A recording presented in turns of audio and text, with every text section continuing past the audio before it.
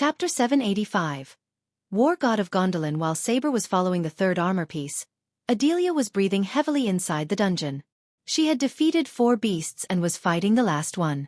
Unlike the previous 4, the last one was not any typical beast. It was just a giant blob of goo that was immune to all physical and magical attacks. She had been fighting the red blob of good for 5 hours. She was exhausted. No matter how hard she hit the blob, she couldn't hurt it at all. It neither had any limbs nor a face. Hence, it was tough for her to tell what the beast was thinking or about to do. Strangely, the blob did not attack Adelia but kept her from reaching the chest. Moreover, she didn't see any key on its body. She had a bad feeling that the key might be inside the goo, but she didn't wish to test that theory. Why? Because the blob of good stank to high heaven. Never in her life had she smelled something so putrid and nauseating. She couldn't even find something to compare the smell with. To fight the smell, she had to wear a mask on her face. Still, the smell managed to penetrate the mask itself. "What the fuck are you?" Adelia growled. She raised her hand as a stream of fire shot out of her hands. She had already tried to burn the blob, only to fail. But she hoped this time would be different. On the contrary, the red flames just brushed past the blob, causing no harm to it. Adelia was annoyed to the point she dashed at the blob with her katana raised. She wanted to chop the blob into countless pieces. The blob quickly moved in front of the chest, shielding it with its body. It was really surprising how fast the blob moved to protect the shield. She wondered what would have happened if she had brought backup. Thinking about it, she almost regretted not bringing Saber or his men with her. She cut the blob in anger. It felt like she had cut a wax statue. The cut in its body closed in a blink of an eye. Arg! Adelia roared as she raised her hand. In a blink of an eye, a chakra appeared above the blob. Jade spikes shot out from the spinning chakra. The spikes penetrated the blob into its body. However, the spikes barely harmed the blob. It just absorbed these spikes with its gooey body. She even tried to turn herself into her true form and attack the blob, yet everything led to utter failure. This blob was immune to everything. "Come on. Out of the way, ugly," Adelia said, leaping away from the blob. The blob did not respond to her. Not a single peep came out of its mouth. Since the blob hadn't attacked her yet, she just sat down and breathed heavily. The blob remained still before the chest instead of attacking her. It seemed to have no intention of attacking, nor it had any offensive capabilities. This blob was created to protect the chest and exhaust the opponent to death. The blob was one of the creations of Dalar when he worked under the past Dark Lord. The Dalar in the current timeline was still years away from creating this blob. In a sense, Adelia was really lucky to face creations from the past. Adelia was tempted to contact Gaia or the Dark Lord himself only if he hadn't triggered a heavenly tribulation. Adelia knew for certain he could destroy this thing in a blink of an eye. Unfortunately, he was not here, which made dealing with this annoying blob her problem. She stared at it from top to bottom. For the first time in many years, Adelia had no strategy to defeat the monstrosity before her. Silence fell over them. For a few moments, Adelia was on the ground, taking deep breaths. The blob did not move an inch away from the chest. Suddenly, Adelia had a crazy idea in her mind. This should better work. Adelia picked herself up. She sheathed her katana and cracked her neck. Finally, Adelia dashed at the blob once again. On her way to the blob, she raised her hand as a stream of energy shot out of her hand. The energy beam went straight through the blob. As a result, a hole was formed in its center. Adelia immediately increased her speed. Before the hold could close, Adelia leaped into the blob. For the first time, the blob let out a growl. The hole closed up with Adelia inside. The blob grew in size as it frantically moved around the hall. Soon, a bright light emerged within the blob. The temperature in the room slowly rose to the point the blob started to melt down. Adelia roasted the blob from the inside. It rolled and leaped into the air, trying to save itself. However, nothing worked in its favor. The blob slowly melted into a red ooze. It formed a puddle that resembled blood on the ground. The air around the blob reeked of putrid stench. It stank to the point one would die of suffocation. Fortunately, Adelia was inside the blob. The growling noise that came from the blob gradually sounded louder. Eventually, the blob exploded into pieces. Adelia fell down to the ground with a thud. She was completely covered in red goo from head to toe. In her hands, a golden key glimmered. The key put a smile on her face. With the fifth and the last key in her hand, she was one step closer to seeing what was inside the chest. She got up to her feet and walked toward the chest. Wasting no time, she put the key in the hole. As soon as she put the key in, she heard a clicking noise. A dark smoke slowly rose from the chest. The chest slowly opened, revealing an ancient piece of armor, just like the Dark Lord said. She couldn't help smiling and sighing in relief. Finally, she picked up the armor from the chest. But to her surprise, a bolt of lightning hit her out of nowhere. She was sent flying away from the chest. It took her a second to realize what had just happened. She hit the wall before falling down. She felt a sharp pain in her chest. Luckily, the lightning bolt did not penetrate her. When she looked up at the chest, gritting her teeth, she noticed a ghostly figure rising from the chest. The figure slowly took the shape of the Dark Lord himself. Dark Lord! Adelia immediately knelt down to pay her respect to the Dark Lord. The aura around him terrified Adelia. His eyes glimmered with amusement. He calmly looked at Adelia. Suddenly, a dark beam shot out of his eyes. The dark beams fell on Adelia.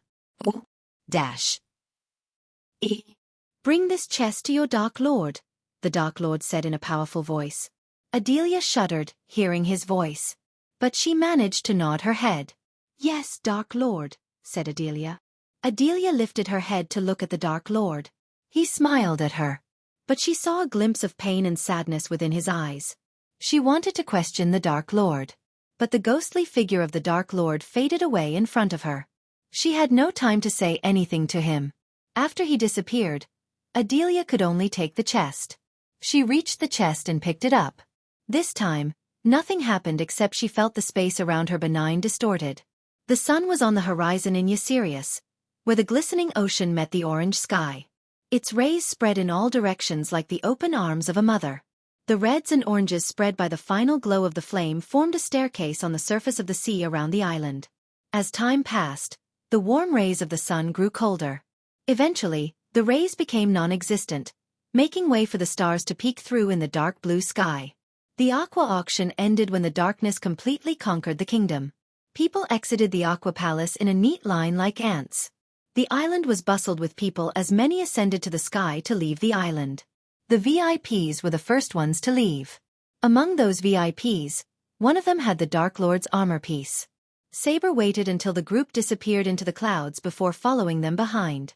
Saber kept his distance from the group. They were not some run-of-the-mill cultivators.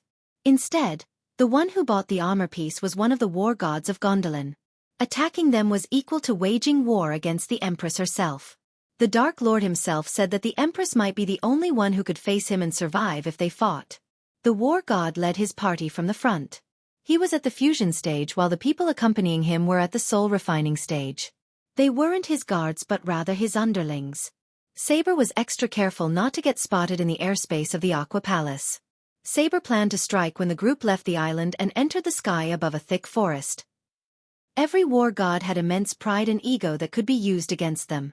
If Saber attacked them and ran into the woods below them, the war god would follow Saber behind without a doubt. At that time, Saber could use the darkness and the woods to take out the group one by one. With a rough plan in his head, Saber kept following the group. He used the clouds as a cover to hide. How many of them are there? Saber heard Gaia. I count 7, said Saber. Try not to kill them. We don't want to make enemies with the Empress yet. But if you had to, kill them all, and don't leave anything behind that could be used to track us down, said Gaia. It will be done, Dark Queen. Saber felt confident taking down all of them if push came to shove. However, he would try not to kill them because of her order. As he was following the group, they suddenly stopped. How long are you planning to follow us? Saber heard a calm yet dominant voice. Chapter 786. War God Bellinor. Saber was surprised that the war god had noticed him. As a vampire, he was great at trailing people in the dark. But the war god found him somehow. Saber did not panic. The Dark Lord always said that in the moment of crisis, panic does nothing. Saber recalled those words. He stopped flying as the war god's party slowly turned around. The leader of this group was the war god of Gondolin. No one knew how many war gods the Empress had, but the people thought there were 7. The one Saber followed was one of them. When Michael attended the auction a year ago, he met another war god. Despite their numbers, each of them was extremely powerful. They did not choose to call themselves war gods. Instead, the people called them that, and with time the name kinda stuck with them. Who you are does not matter to me. Leave and you may live, said the war god. His flaming red hair fluttered in the wind. Those eyes of his burned so bright with vigor and power that Saber almost thought someone lit a flame inside them. However, he wore rather ordinary-looking robes like lesser nobles. One would expect the war god to wear some fancy armor and carry a powerful weapon with them. On the contrary, this war god had an aura of simplicity around him. Saber noticed their pointy ears twitching for some reason. Unlike the war god, the other elves burned with rage. They gritted their teeth as they were on the verge of attacking Saber for following them. The elves did not like being followed, especially by a human. The war god, however, gave Saber an option to leave. Not that the war god could be defined as merciful, but he felt it was beneath him to attack a body-strengthening cultivator. Only if Saber showed his true cultivation level and form, they wouldn't think twice before attacking him. Hearing the war god's warning, Saber remained calm. The forest he planned to initiate his attack was just a mile away from them. Once he had entered the forest, he could take down the elves one by one. Considering the Dark Queen ordered him to try to knock them out instead of killing them, Saber had to strategize a bit. Killing them was easy, maybe except for the war god, but the other elves would stand no chance against Saber. The Dark Lord's potions not only took away a vampire's weakness to sunlight but also enhanced their abilities such as speed, momentum, and power of their attacks. Especially the potion he and Adelia took was several times more potent than the rest. With Saber's battle experience and enhanced abilities, he could match the war god's fusion stage level 9 cultivation. But first, Saber needed to get into the forest. I will if you hand over your space rings. This is a robbery, my friends. The war god looked amused, while the other elves looked a bit confused. They thought Saber was crazy. The elves weren't wrong to think so. Anyone who dared to rob the Gondolin elves was nothing but crazy. Even if this party did not belong to the war god and a commoner was in the war god's place, the Empress' wrath would be the same. Trying to rob a Gondolian was a crime punishable by a long and painful death in Gondolin. Saber knew that, yet he couldn't care less. The Dark Queen scared him more than the Empress ever could. In fact, the Dark Queen scared almost everyone in the army more than the Dark Lord himself. Sometimes, he would understand and be merciful if one of his subordinates fucked up something. Mercy would go out the window if the matter was handled by the Dark Queen. 7 months ago, Saber noticed the Dark Queen literally axed someone to death because he dared to speak about the order in public for fame. She didn't even allow anyone to bury the pieces. It took the crows a week to clean the flesh off his bones. After that display of cruelty, no one dared to speak about the order ever again. He doubted the Empress could ever be some close to the Dark Queen in terrifying people. Saber had no idea how wrong he was. There was a dark side to the Empress that no one had ever seen or lived to tell tales about. Killing the war god would be a good way to see this dark side. Luckily, it was not Saber's intention to kill them, at least he would try not to. How do you plan to accomplish that feat with your cultivation level? Asked the war god. If Michael was here, he would recognize the thick British accent and be surprised by it.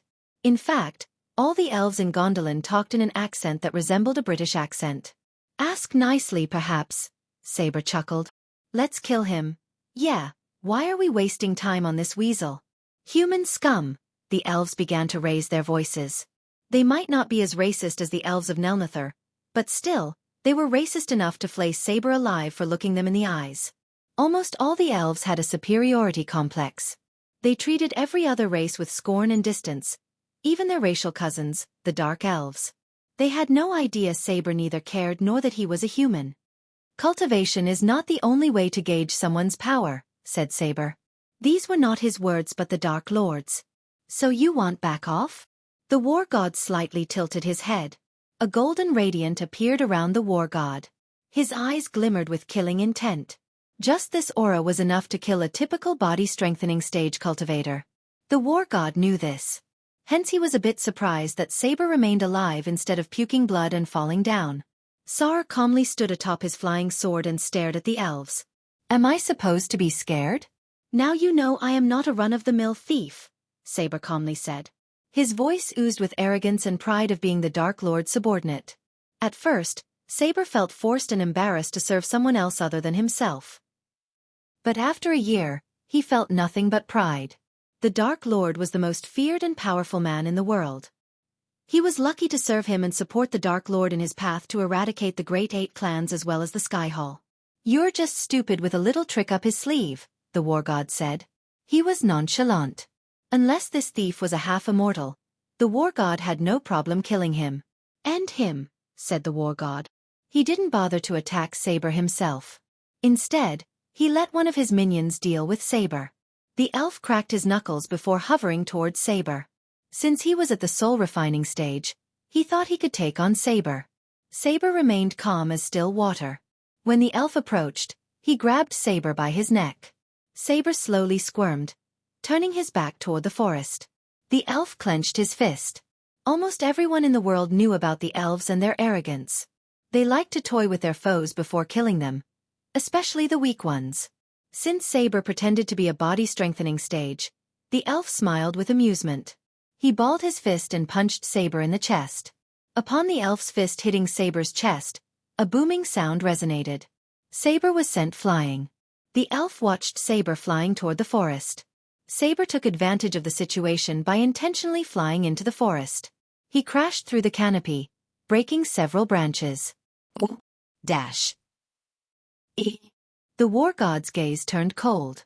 "Finish what you've started," the war god said with a murderous tone. Just his voice alone was enough to make the elves tremble. "I will return with his head," said the elf who punched Saber. The elf immediately flew into the forest, following Saber's trail. After the elf disappeared into the foliage, the war god turned his gaze toward the other elves. "Go on. Help him. Come with his head or don't come at all." The war god grinned like a devil.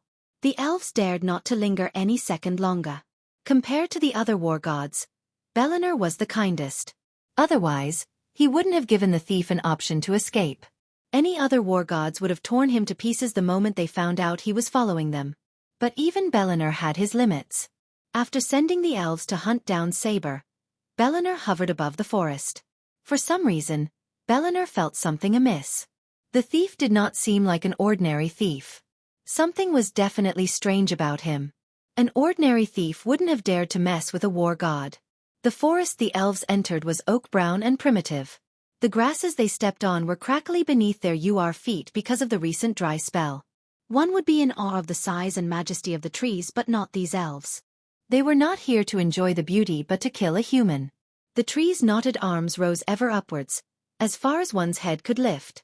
They were hoary fortresses and stood proudly. The orchestra of birdsong suddenly stopped as the elves entered. A pair of jays were screeching high up in the canopy of the trees. These scavengers of the bird world sensed the murderous aura around the elves. Their eyes gleamed with delight as they hoped they could eat fresh meat soon. "Spread out. He must be here somewhere. One of you stay in the air and make sure he doesn't fly away," an elf barked orders at the others. "When did you become the boss of us?" asked another elf scornfully. "Why don't we go to Bellinor and ask him?" "Fuck you." The elves scattered through the forest quickly after hearing Bellinor's name instead of bitching. The elves spread their focus around them to find Saber. Little did they know Saber was watching them and waiting for them to spread out. The elves thought they were hunting Saber, but it was the other way around. With darkness and forest to his advantage, Saber had the battle in hand. Chapter 787.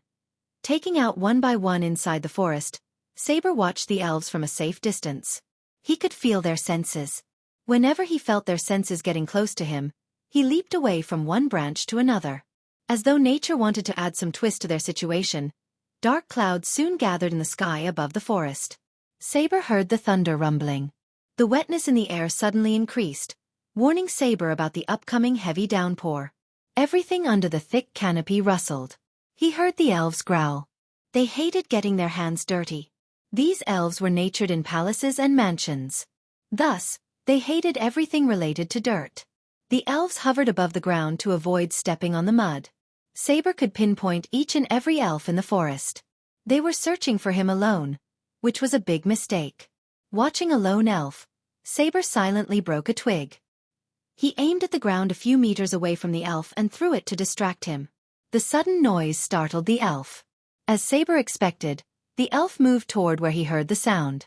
Because the elves thought Saber was just a body-strengthening stage cultivator, the elves did not put a defense shield around him. Their pride and arrogance prevented them from doing so. Saber utilized this situation. He slowly flew toward the elf without making a sound. The elf's neck hair stood up as he sensed someone approaching him.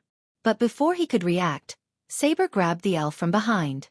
He squeezed the elf's neck until his skin turned purplish. The elf's body gradually stopped twitching as he lost consciousness. Saber did not waste any second. He immediately jumped into the top of a tree. Saber took out some ropes and tied the elf against the tree. Saber could have easily taken the elf's life but chose not to. Leaving the elf behind, Saber moved toward his next target. After leaping from tree to tree for a few moments, Saber reached his target. The elf had a deep frown on his face. He did not like to be in the forest at all. Unfortunately for the elf, the sky broke open, pouring water in full force. The big rain droplets rushed through the canopy with an unearthly sound. "Fuck you, rain," the elf cursed the rain. Streaks of lightning decorated the dark sky. Soon, Saber heard an ear-piercing thunder. Saber immediately dashed at the elf to take him out. The elf did not expect someone to jump from above. Before he could react, Saber landed straight on the elf's shoulder. The sheer force of Saber's landing dislocated the elf's shoulder and knocked him out cold. Just like earlier, Saber grabbed the elf, leaped onto the tree, and tied him with ropes. Saber expected the war god to intervene any second. Yet to his surprise, the war god just hovered in the sky, getting drenched in the rain. Saber had a strange feeling that the war god was watching him. But if he did, Saber wondered why he wasn't attacking him. It was strange behavior for a war god. For now, Saber ignored this feeling and continued to hunt down the elves. The heavy downpour came with howling wind. Soon, all the trees in the forest started to sway in a single direction. Some trees looked like they were about to get uprooted from the ground. Luckily for Saber, the rain and thunderclaps covered any sound Saber or an elf made. Saber quickly flew to the third elf while keeping an eye on the fourth and final elf. As Saber moved closer, he noticed a faint glow around the elf. The rain droplets vaporized upon hitting the glow around the elf. Hence, the elf remained dry and cozy. But the elf's coziness was short-lived as Saber leaped onto him, breaking the shield with a single punch. The shield exploded at the same time when a thunderclap resonated through the forest. The thunderclap masked the sound of the shield exploding and the elf growling. Saber did a quick work hiding the unconscious elf just like before. Finally, only one elf remained. Saber wanted something special for the elf because he was the one who punched Saber earlier. As a proud elder vampire and a subordinate of the Dark Lord, it was only natural that Saber would pay back his debt in multiple folds. He was almost tempted to kill the elf. Thinking about what to do with the elf, Saber flew through the forest like a rustling wind. The elf in the air was in direct eye contact with the war god. Hence, attacking him would be equal to attacking the war god himself. Dash. As the elf was told, he was searching for Saber. Saber intentionally left his flying sword behind when he crashed into the forest earlier. It was to confuse and make the elves look for him on the ground. Since a body-strengthening stage cultivator could not fly, they didn't bother to look above. Plus, Saber left some blood on the ground for the elves to follow. The elf was following the trail of blood to track down Saber. Little did he know Saber was watching him from behind. The elf was too focused on the train and failed to notice anything around him. "Did you see him flying away?" Suddenly, the elf shouted as the birds resting in the forest scattered away. The elf didn't bother to lower his voice. Even though they weren't in Gondolin, they acted otherwise. For them, all of Aur belonged to them, the superior race of all. They could conquer all Aur if they wished to because Gondolin had the mightiest army in the world. However, even the dwarves couldn't match the elven might. The dwarves could indeed build hundreds of new contraptions but could never compete with elven rune magic. Moreover, the dwarves were blessed with an innate talent to build but not the talent for cultivation. Hence, they lacked powerful warriors like the war gods of Gondolin.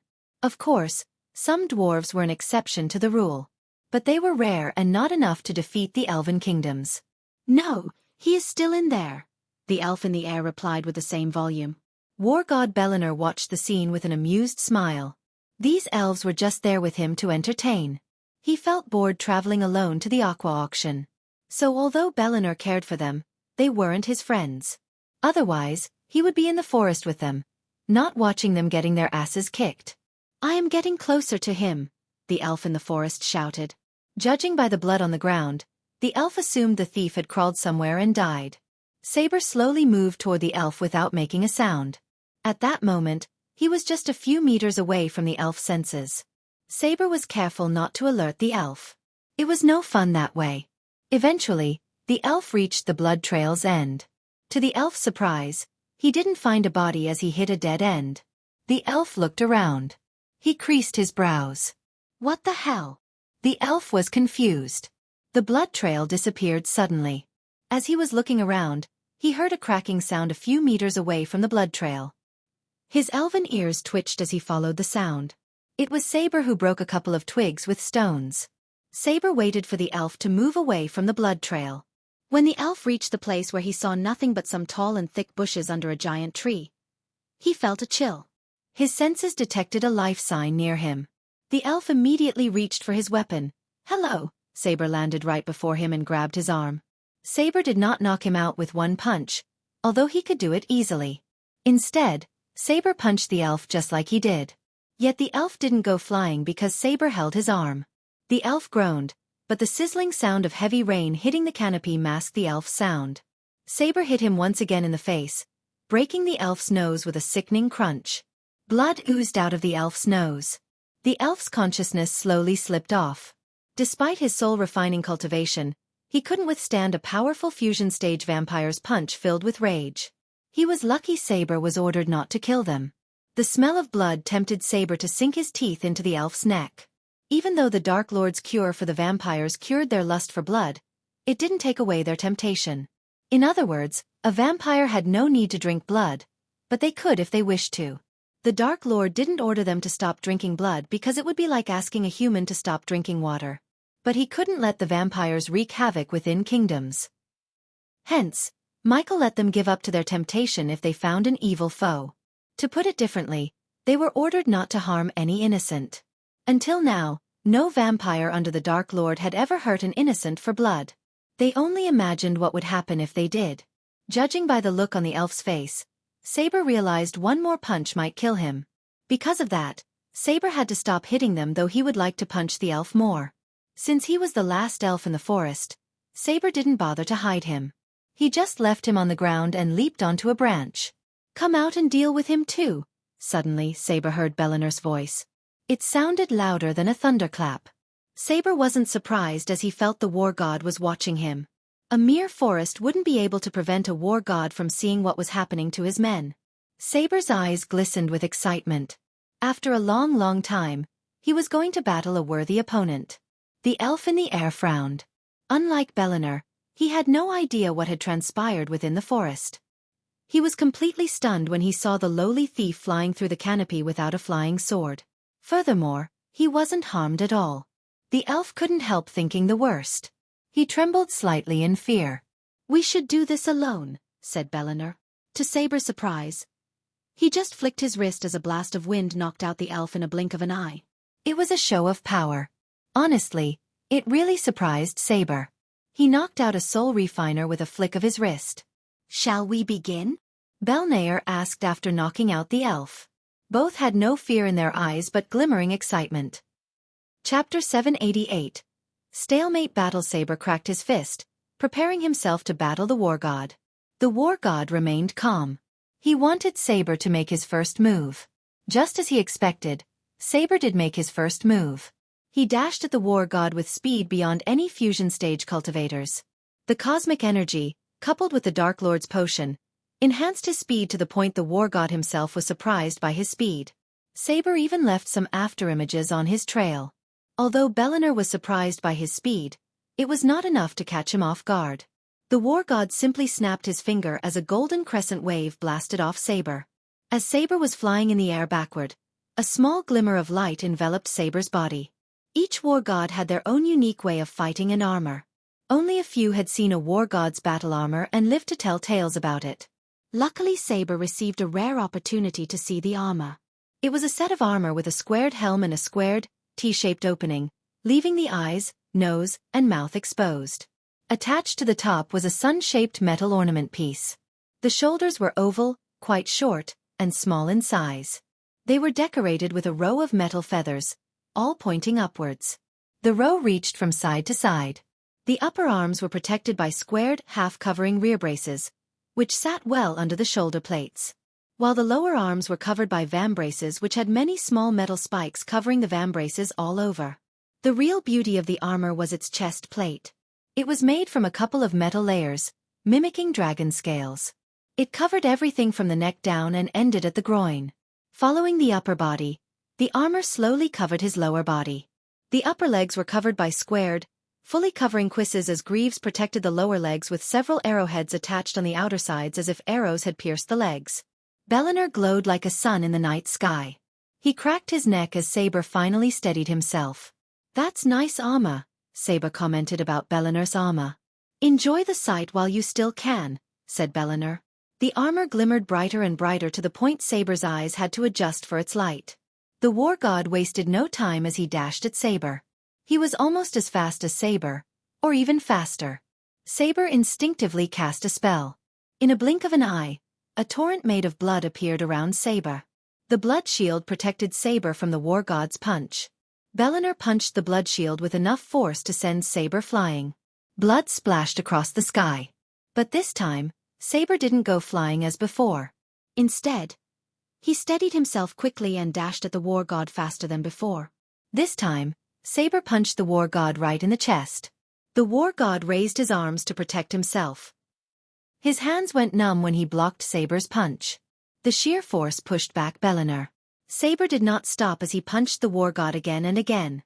Their battle produced thunderous explosions that echoed through the night sky. Countless trees got uprooted by their battle. The aftershock decimated the forest below them. For them, they were just punching each other. But in reality, they were two powerful fusion stage warriors. The energy produced by their battle was enough to cause more damage than a natural disaster. They didn't give a damn about the environment. Instead, they fought like beasts. Saber raised his hand as a vulture made of blood materialized above them. It was gigantic. Compared to the blood vulture, Saber and Bellinor looked small. The bird cast a large shadow in the clouds when lightning flashed across the sky. As soon as the blood vulture appeared in the sky, the air started to reek of blood. It glared at Bellinor with its hollow eyes. The blood vulture tried to peck Bellinor with its long gigantic beak. Bellinor clapped his hands together as a powerful shock wave shot out of his hands. As though it was a living bird, the blood vulture screeched. Blood scattered in all directions as the vulture faded away from existence. However, before it completely disappeared from sight, it managed to scratch Bellinor. Dash. An ear-piercing screech resonated from the armor. Fortunately for Bellinor, the armor saved his skin. Except for a small chunk of armor, he lost nothing. Saber didn't wait for the war god to retaliate. Instead, he pressed his attack. Saber's fist glowed in crimson red. Every punch Saber threw had enough force to scatter a boulder to pieces. Bellinor's armor glowed brighter and brighter until it exploded, creating a powerful shock wave. Saber went flying as the armor lost its glow. Bellinor raised his hand as a golden fist appeared behind Saber. Sensing a threat, Saber immediately cast the blood shield again. Upon the fist striking the shield, it created a thunderous explosion. The shield and fist exploded at the same time, creating a mist of red and gold. Both of them completely ignored the mist and dashed at each other once again. Their eyes glimmered with battle lust. In mid-sky, they went all in. Neither of them held back. No one under the fusion stage could see their moves but only a blur. A few moments later, they stopped attacking each other. When they stopped, each had blood flowing down from the corner of their mouths. Bellinor wiped off the blood from his mouth and smiled, looking at his own blood. "It had been a long time since I've seen my blood," said Bellinor. He was not gloating but telling the truth. The war gods usually lived a peaceful life since no one had dared to attack Gondolin or an elven nation for the past 10 years. So Bellinor was excited to fight a worthy foe after such a long time. Moreover, the one whom the elves thought was weakling, pathetic human scum had actually made Bellinor bleed. "There is more where that came from," Saber snickered. "Is that so?" Bellinor tilted his head before taking a deep breath. His skin glowed as all cuts and bruises healed up automatically. Saber and Belnor readied for the second round. In a blink of an eye, they flew toward each other. To Saber's surprise, an ethereal lion head materialized behind Belnor. It was just as big as the blood vulture cast by Saber. The head roared as ripples appeared in the sky. All the storm clouds faded out of existence because of the roar. As a result, the heavy rain stopped. Saber's ears rang. Even his vision turned blurry for a moment. The trees that escaped their previous attack got completely decimated by the roar. Below them, there was a large crater filled with broken trees. But they couldn't care less. On the contrary, they focused on the battle. Their minds and eyes were filled with battle lust. It had been a long time since they both fought a worthy opponent. Usually, they would kill their foe within a minute or minute top. But this battle went on for almost 5 minutes without a victor. They both fought on equal terms, and Belnor wanted to change that. The lion finally stopped roaring. It felt like a storm had passed them. Without the heavy rain, silence returned to the area. Saber closed his eyes for a second as the blood vulture appeared in the sky again. The vulture locked its gaze on the lion. On the other hand, the lion growled at the vulture as though they were both alive and had emotions. Soon, they lunged at each other, just as Belnor and Saber did. Their battle intensified. The vulture and lion head tried to bite each other. While they were battling it out, Saber and Belnor exchanged blows. They dived down, attacking each other. In the moment of heat, they forgot there was a crate down. They hit the ground with enough force to form a mini crater within the large crater. The force split them apart as they crashed in opposite directions. Their clothes became completely drenched with mud. They immediately jumped back to their feet to go all out again. Unlike before, they didn't dash at each other, at least Belnor didn't. He stayed still and punched the ground below. Several cracks formed in the ground and spread throughout like spiderwebs. Saber leaped into the air to avoid being knocked down. He wondered what Belnor was trying to accomplish. But he soon got his answer when he picked up a large boulder and threw it at him. The boulder was easily twice the size of an elephant. Yet Belnor threw it like it was nothing. Saber didn't fly away but punched the boulder with his bare hand. The boulder exploded. But before the debris could hit the ground, Belnor shot through the debris, hitting Saber in the face at speed beyond Saber's expectation. The war god's punch and speed put a smile on Saber's face. He realized the war god was unleashing his full potential. His entire body glowed like a mini sun. The heat radiating from Belnor's body turned the debris into ashes. Saber quickly covered himself with a blood shield to protect himself from burning. Saber fought back with blood punches. Belnor glowed in golden radiance while Saber radiated a crimson-red light due to the blood shield around him. As they were fighting, a golden light materialized in Belnor's hand. It was a golden spear with a red cloth wrapped around its top. Belnor stabbed Saber at lightning speed. The blade cut his ribcage, barely missing Saber's heart. "Cheeky bastard," Saber snickered. He didn't expect Belnor to take out his weapon suddenly. Now that Belnor had taken out his weapon, Saber conjured his blood sword. The sword produced an evil aura with red smoke.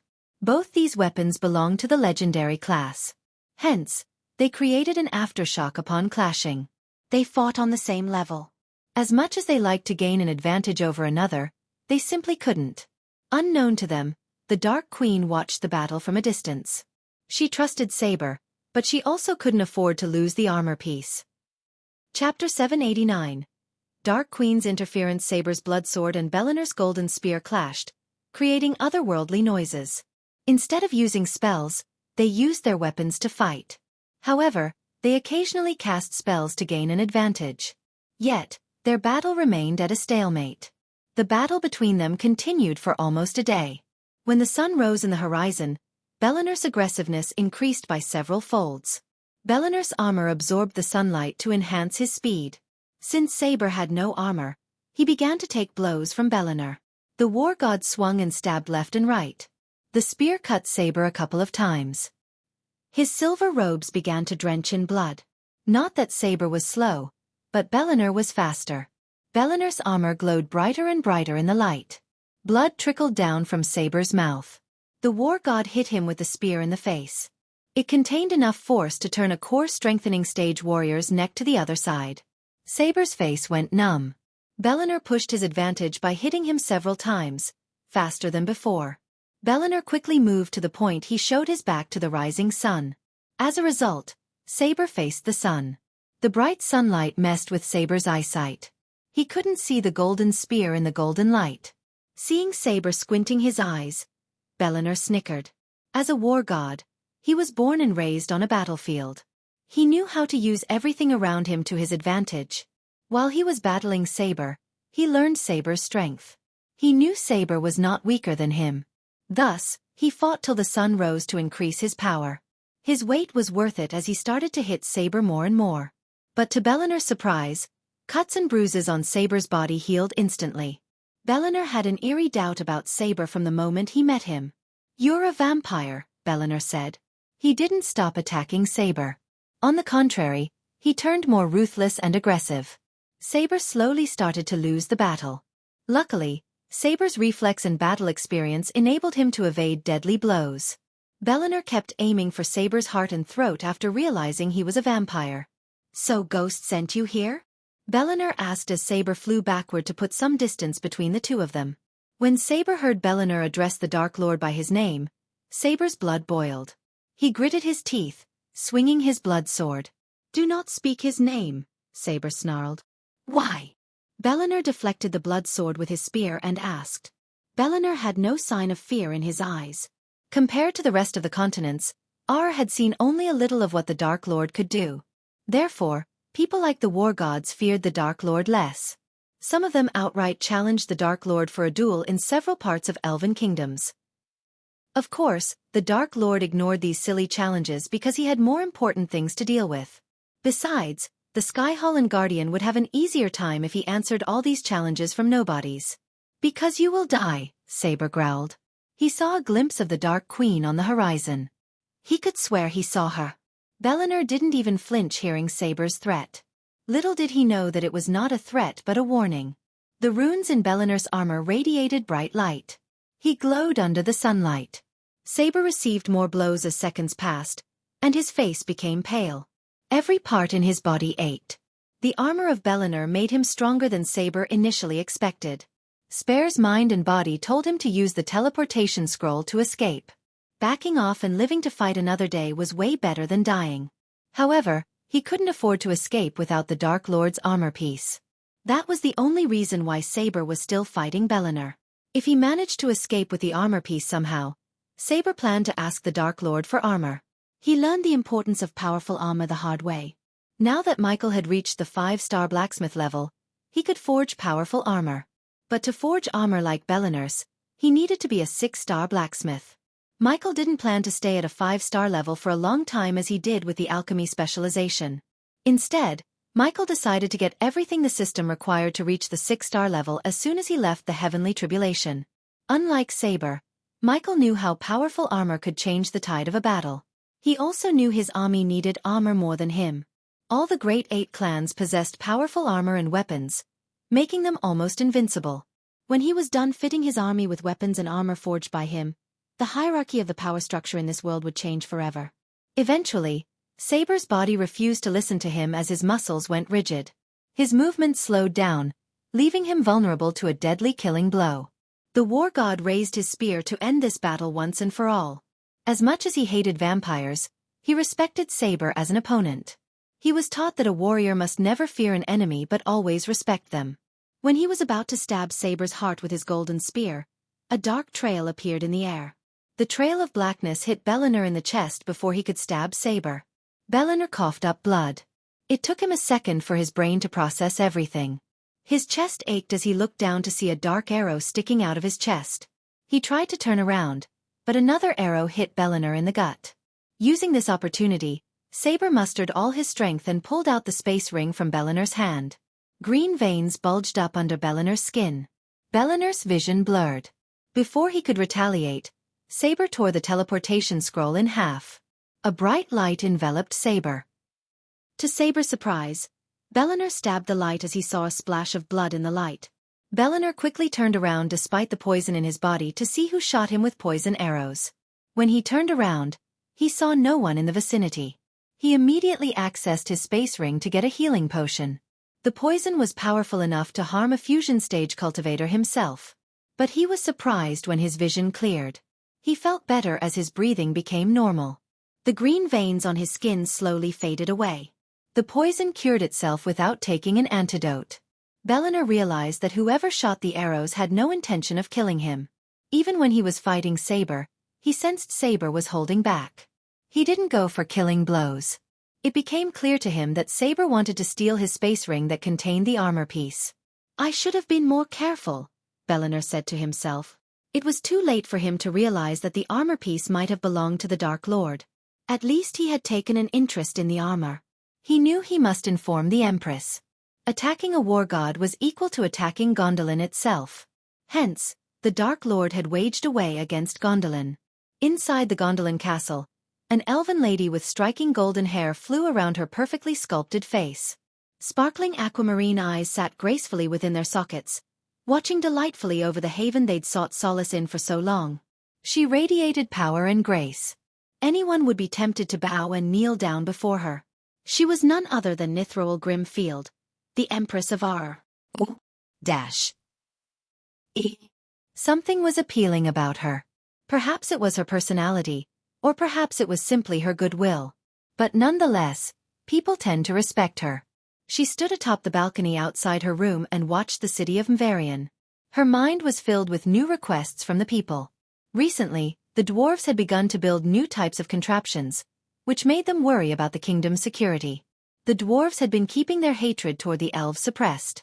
She worried they might side with the Dark Lord to seek revenge against them. Thousands of years ago, elves and dwarves ruled over the kingdom.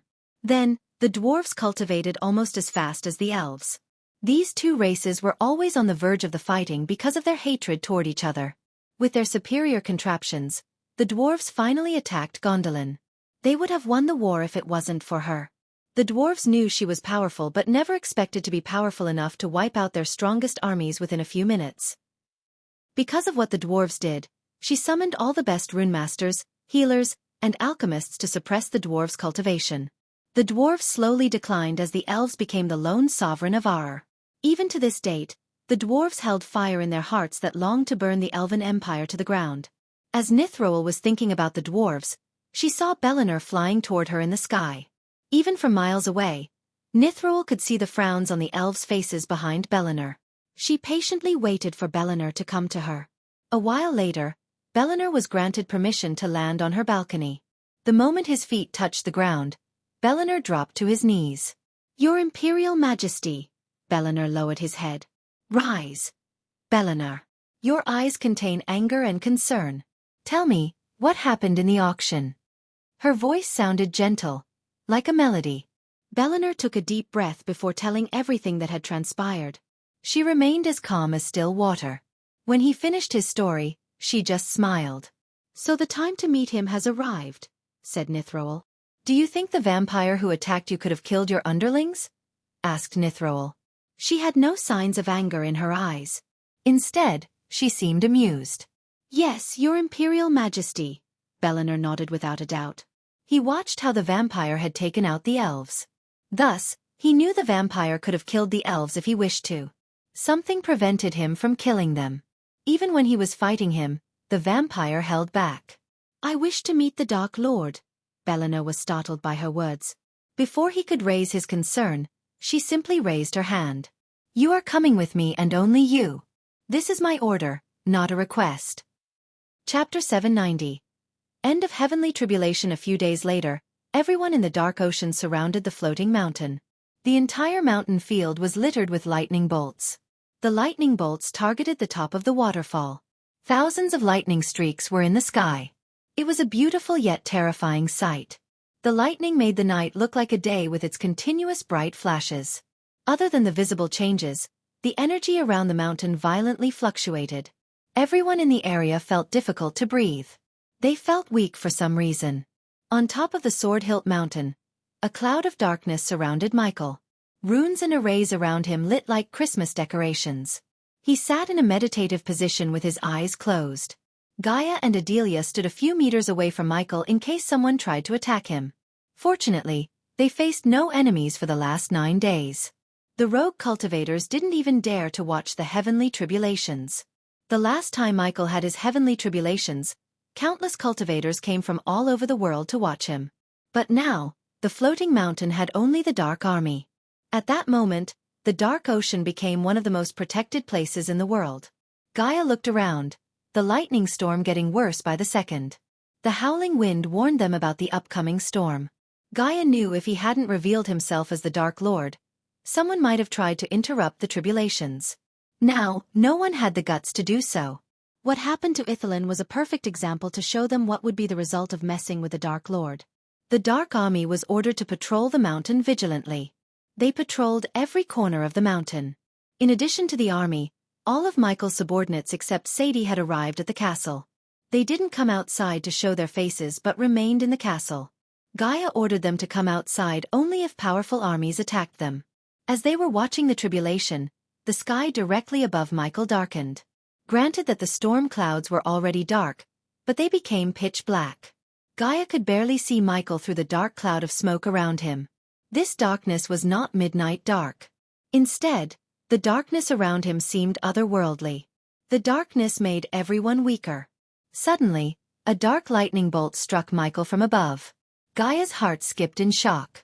But she remained still instead of rushing forward. She had total trust in Michael. Nightmare and Vidora looked slightly worried. Another lightning bolt struck him, and countless bolts rained down upon him. The ground around him was lit with dark flames. Gaia could feel the scorching heat from the darkness. Soon, seconds became minutes, and minutes turned hours. Gaia noticed Michael's power slowly and steadily growing. The energy fluctuations around him skyrocketed. Congratulations to host for reaching the immortal stage level 1. Congratulations to host Michael for leveling up. The current stage is immortal stage level 2. Congratulations to host Michael for leveling up. The current stage is immortal stage level 3. Congratulations to host Michael for leveling up. The current stage is immortal stage level 4. He's reaching the immortal stage, said Adelia. This was the first time Gaia had seen a cultivator reaching the immortal stage. She and the army stared at Michael in shock. He reached the immortal stage level 2 in a few minutes after reaching level 1. He didn't stop at level 2 but reached level 3 and 4 in a few minutes. Finally it stopped at level 4. Gaia and Adelia thought no one outside was watching the mountain. But they were dead wrong.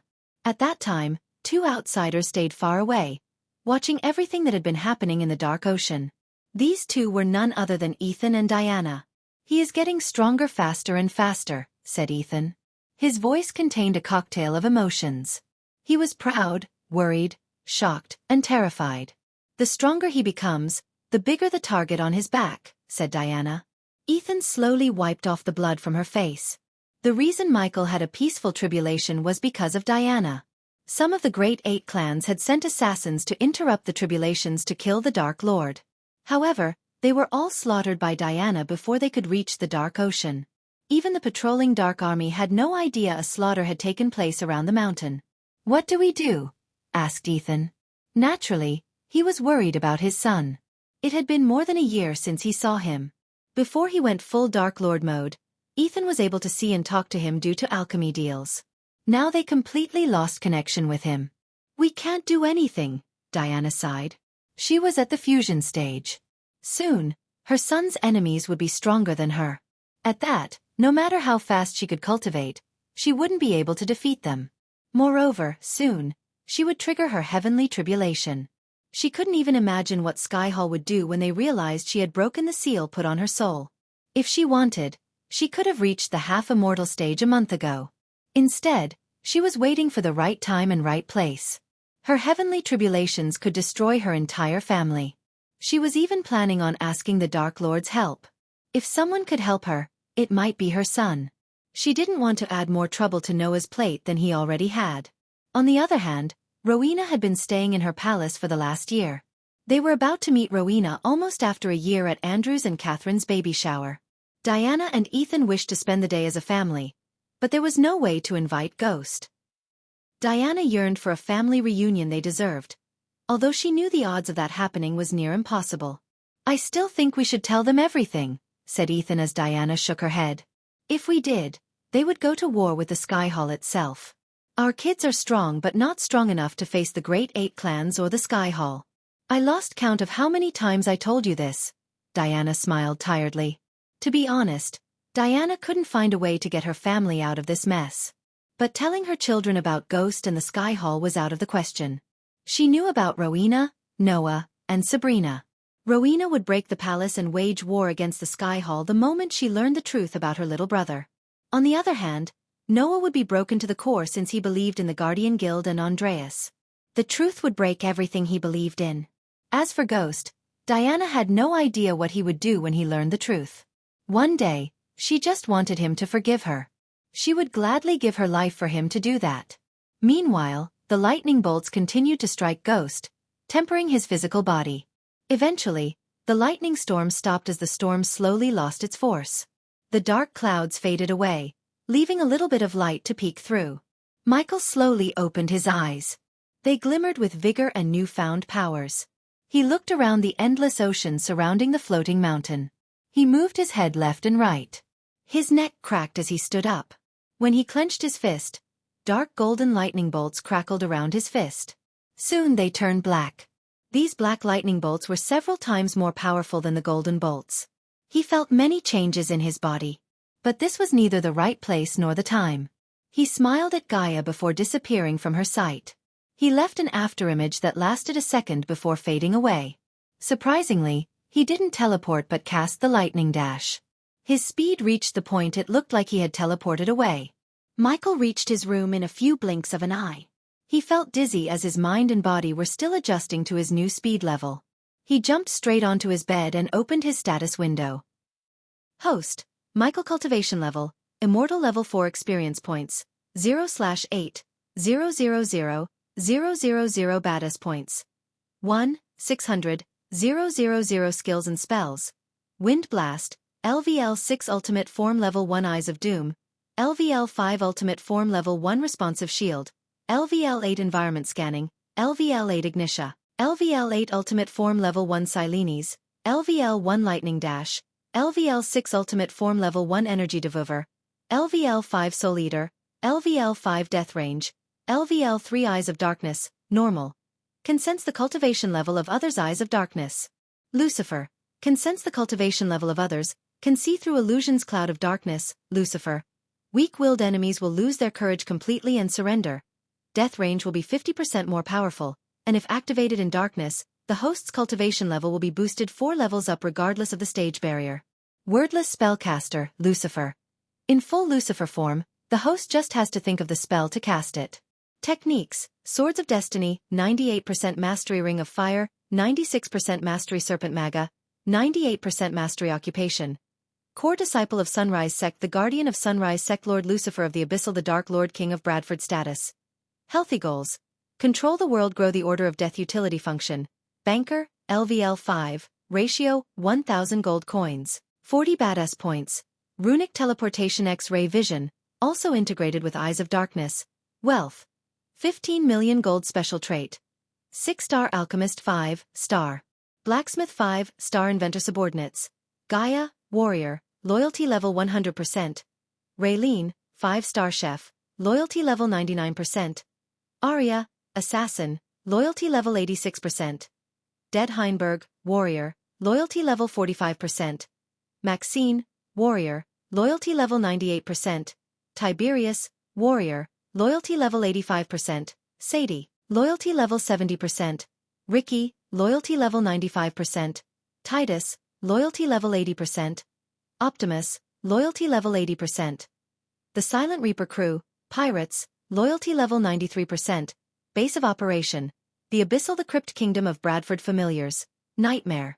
Royal Dragon, Vedora, 3-headed Hydra, Elemental Manipulation.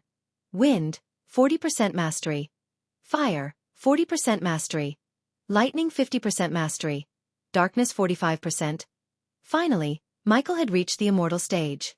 When he came to this world, he aimed to reach immortality. After 2 years, he achieved his dream. But he wasn't as surprised as he expected it to be. He knew his enemies were stronger than himself. Luckily, he had his own army. Nonetheless, his status window put a smile on his face. Now that he had reached immortality and had enough points, He planned to upgrade his spells and buy a few blueprints to utilize his blacksmith specialization. It was time to forge weapons suitable for the Dark Lord. Chapter 791. Dark Lord meets the Dark Lord. The loyalty of each subordinate remained almost the same since he had last seen. What shocked him more was the experience cap to reach the next level. To reach the next level, he needed a humongous 8 million points. His elemental manipulation increased by 10% except for darkness, which increased by 5%. Before Michael upgraded the spells, he decided to buy a few blueprints for new weapons. He mainly bought these weapons to fit the Big Bertha. Michael accessed the store without a second thought and bought the blueprint to build a torpedo launcher. The host has successfully bought the blueprint for torpedo, said the system. He bought the torpedo for a whopping 600,000 badass points. The torpedo launcher was worth the price. It could launch 5 torpedoes at the same time. Michael could power it with the Arch Energy crystals. According to the system, 2 torpedoes could destroy a frigate, and 4 could destroy a man-o warship. For some reason, he had a gut feeling that he would need to power up his naval army soon. Considering his gut feeling had never betrayed him, he went with it. He wanted to use the remaining points on a new weapon. Now that he had become the 5-star blacksmith, he only needed a blueprint from the system. He would be able to forge the weapon by himself. He rummaged through the blueprints to pick the best weapon. He mainly looked for a sword because of his mastery over swordsmanship. Some swords had a special affinity to elements such as fire. In other words, these swords could conjure flames. Most of these swords had no chance against the dark flames. Hence, a pair of swords called the Dark Swords caught Michael's eyes. Just their name alone was enough for Michael to buy them. In addition, these pairs of swords could withstand the dark flames. The only downside for this pair of swords was the things needed to forge them, especially the ore. According to the system, the ore could only be found in the Demon's Grave. It was the most dangerous realm in the entire world. The Demon's Grave would make the treacherous ocean look like a children's playground. He needed 5 materials to forge the swords. Luckily, 3 of them were in the Demon's Grave, and the other 2 had to be bought from the system, which made forging the swords without a system an impossible task. Michael bought the blueprint for the swords, cost him 800,000 badass points. These 2 purchases exceeded Michael's expectations. After buying these 2, he only had 200,000 badass points in the system. Instead of spending them, Michael decided to save them for another day. He exited the system with the decision to visit the Demon's Grave soon. As he exited the system, he saw Gaia walking into the room. To his surprise, she seemed serious. She didn't even hug him. "You need to see something," said Gaia. The smile on Michael's face disappeared. He quickly got off the bed and followed Gaia to an empty room in the castle. Gaia didn't speak a word till they reached the room. When they reached the room, the door opened with a slow creak. Michael saw Adelia, and Azazel was waiting for him inside the room with a dark box atop a pillar. "My lord," Adelia and Azazel bowed toward Michael. "Is the armor piece inside?" Michael asked as Adelia nodded. Judging by the looks on their faces, Michael knew something was amiss. Hence, he scanned the box for any booby traps. The system took a few seconds to confirm there were no traps inside but a hologram. As soon as Michael touched the box, it clicked. Soon, the box slowly opened, revealing the armor piece inside. But before Michael could touch the armor piece, a hologram of himself appeared above the chest. Michael took a step back. Just the hologram was enough to make Adelia and Azazel drop to their knees. The holographic Dark Lord's gaze swept across the hall. Michael felt a warmth through his body as though the Dark Lord was scanning him. Since it was not a soul piece but a hologram, Michael knew the past Dark Lord must have used the system to use technology from the Earth. After the warmth faded, the Dark Lord locked his gaze with Michael. "Congratulations. You are doing better than I was expecting," said the Dark Lord. "Finding these armor pieces must be your priority." The Dark Lord paused, sighing heavily. "You must have lots of questions. For now, I can only confirm your suspicions. Yes, I went back in time and became you. Time traveling is not as simple as they showed us where we came from." The Dark Lord smiled a little. Even though it was just a hologram recording of himself, Michael noticed an immense sadness in his eyes. He seemed tired, void of any happiness. Seeing him, Michael immediately thought of Gaia. Did something happen to her? Michael questioned himself. I cannot explicitly explain to you why I traveled back in time or what mistakes I made. Instead, I was only able to leave you something behind to help you on your path. However, the Dark Lord stopped for a moment before continuing. I must tell you one thing. You will fight Noah, but do not rush into the battle. Noah is not the only enemy you have to fight. Not all people fear and worship gods. Some want to get rid of them. The Dark Lord's voice became stern and serious. They would go to any lengths to do that. So you must protect your own and get stronger, said the Dark Lord. And take care of my Gaia. A miserable smile appeared on his face. Gaia's eyes watered just by seeing him sad. Despite everything, he was still the man she fell in love with. Hence, seeing him hurt and sad made her eyes tear up. No matter what happens, do not fail to protect her. I reset the entire universe, so you can get the happy ending that I didn't, he sighed. To Michael's surprise, the Dark Lord turned his gaze toward Gaia. Michael wondered how the hell did he locate Gaia correctly in the hall. I would give anything to see you smile one more time. For the first time, Gaia heard the Dark Lord's voice stutter. He was the emotionally strongest one of the two of them. Yet he seemed so vulnerable at that moment. I love you, my dear Wifu. Finally, the Dark Lord smiled. Soon, the hologram started to flicker. Do not rush into the battle with Noah. Before the hologram faded away, Michael heard the Dark Lord's warning about Noah one more time. After the hologram disappeared, Michael remained still, without uttering a word for a few minutes. Silence fell over them. A few minutes later, Michael took out the armor piece from the chest. It disappeared into Michael's system storage. 2 more pieces, and he would have his armor once again. What happened in this room stays in this room. Got it? Michael asked them, looking over his shoulder. Yes, my lord. Azazel and Adelia nodded. After hearing the Dark Lord's final words, Adelia was worried about her daughter. It took her almost 3 decades to reunite with Gaia, and Adelia didn't plan to lose her again. But no matter how worried she was, she did not question the Dark Lord's ability and love to protect her. If someone could protect Gaia, it was him. Michael then turned around. With a flick of his wrist, he took out 2 silver parchments from the system storage. He threw them at Adelia. Take Saber with you and find me the remaining armor pieces, Michael ordered. Adelia nodded before leaving the room with Azazel. Michael.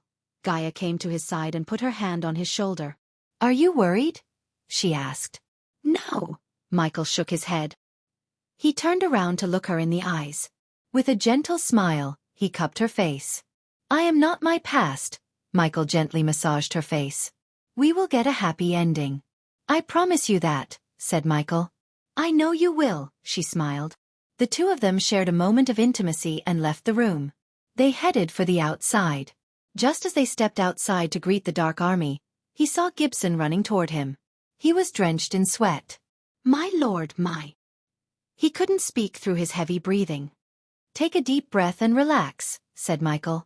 Gibson took a deep breath as he was told. My lord. Gibson put his hand inside his robes to retrieve a golden parchment. It came from the Empress. Michael was surprised by Gibson's words. He opened up the parchment to read what the Empress had to say. That's surprising, said Michael after reading the parchment. What is it? Gaia asked. She couldn't hold her curiosity anymore. The Empress wants to meet me, just like Michael. Gaia was surprised by the sudden invitation too. Might be a trap, said Gaia. I don't think so. She wants us to pick the place and the time. She is only bringing a war god named Bellinor. Bellinor, huh? Gaia remembered the name. She didn't know him when she put 2 arrows into him, but when she asked Sadie about the war god who attended the Aqua Palace auction, Sadie found his identity. You know him? Asked Michael. I should tell you how we got the 3rd armor piece. Just her sly smile was enough for Michael to paint a rough picture of what had happened. At least he was glad that she didn't kill the war god. Let's walk and talk. Gaia grabbed his arm and started to walk toward the waterfall. On her way, she told Michael everything that had happened. Michael listened to her story in utter silence. What she did was the right move. If he was in her shoes, he would have done the same. But Michael worried about the reaction from Gondolin for attacking a war god. We need to meet the Empress and sort this out. We have enough enemies to deal with, Michael sighed. Since the Empress was arriving with only Bellinor, Michael had a feeling she was not looking for a war. Otherwise, she would have sent an army instead of coming to meet him alone. Chapter 792. Master Tactician Nithroel. The Empress scroll was inscribed with special runes. Michael just had to write the place and time of their meeting, and the Empress would be notified on the other end. Michael chose a secluded mountain peak in the Azare continent. Obviously, the time of their meeting was midnight, when he would be at his strongest. Michael sent Arya and Eladir to ensure the place was void of any traps. Although he picked the place, he didn't plan to go there without any plans. Michael left Gaia back in the castle and went to meet the Empress alone. He didn't even bring Nightmare or Azazel. The mountain Michael chose was covered in pearl-white snow. When he was flying toward his destination, the serrated mountains loomed in the distance. He made his way towards them as he had to use arch energy to warm up his body. The blanketing flower white was brooded over the land. Just as he approached, a shoot of snow detached itself and went trundling down one of the mountains. It slid over the knotted edge and then crashed into the chasm below. The silence that followed was spine-chilling. Michael flew to the tallest peak of the mountain, where he asked the Empress to meet him. The heaven-touching apex of the mountain was drenched in brilliant light. Spikes of thin light from the stars above impaled the snow in a bristling, moving line. All across one's line of sight, the tips of the mountain range stuck up like a row of thorns. Swaddled around them were necklaces of powdery snow. The air became arctic cold as Michael came closer to the top.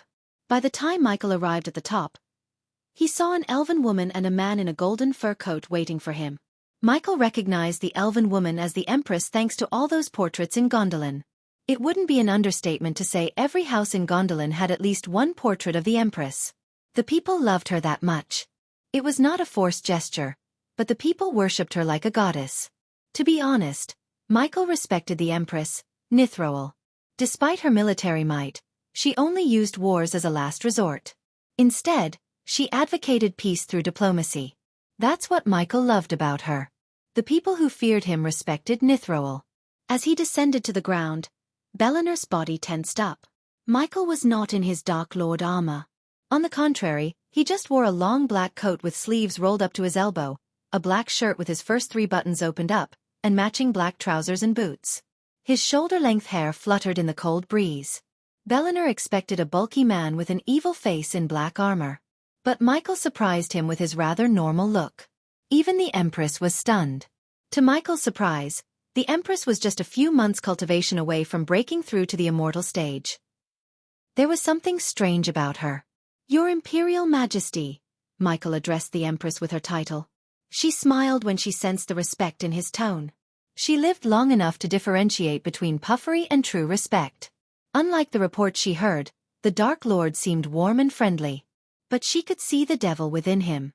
He was capable of unimaginable things.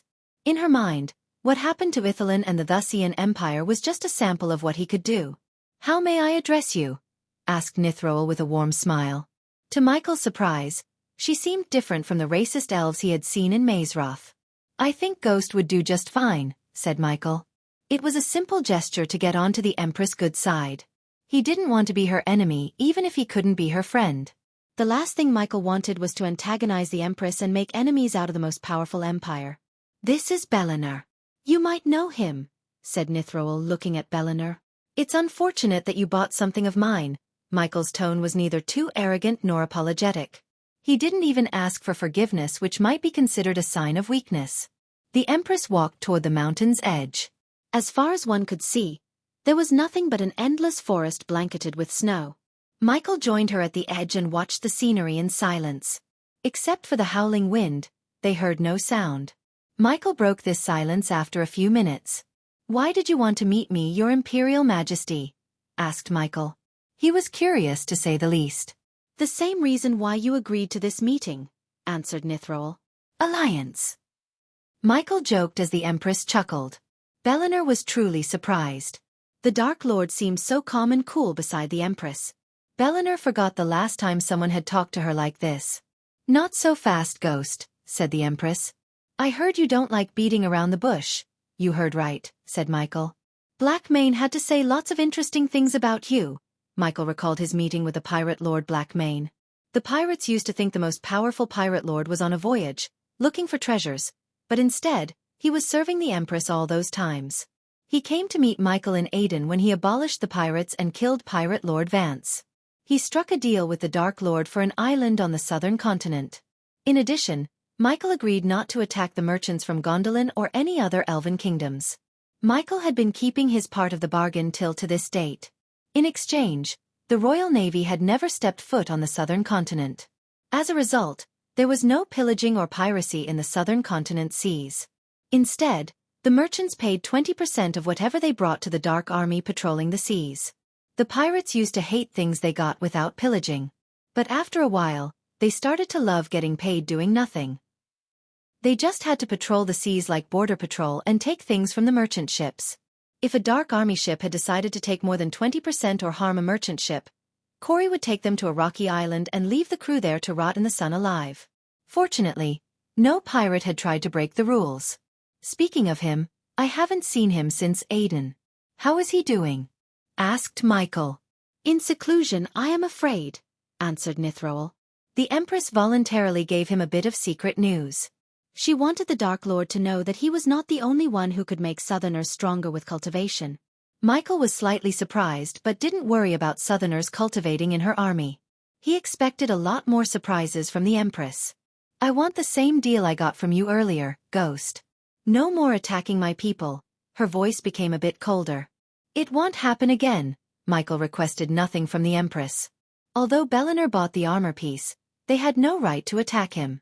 Gaia might have left him alive, but she attacked him nonetheless. It was kind of the Empress to let go of the matter so quickly.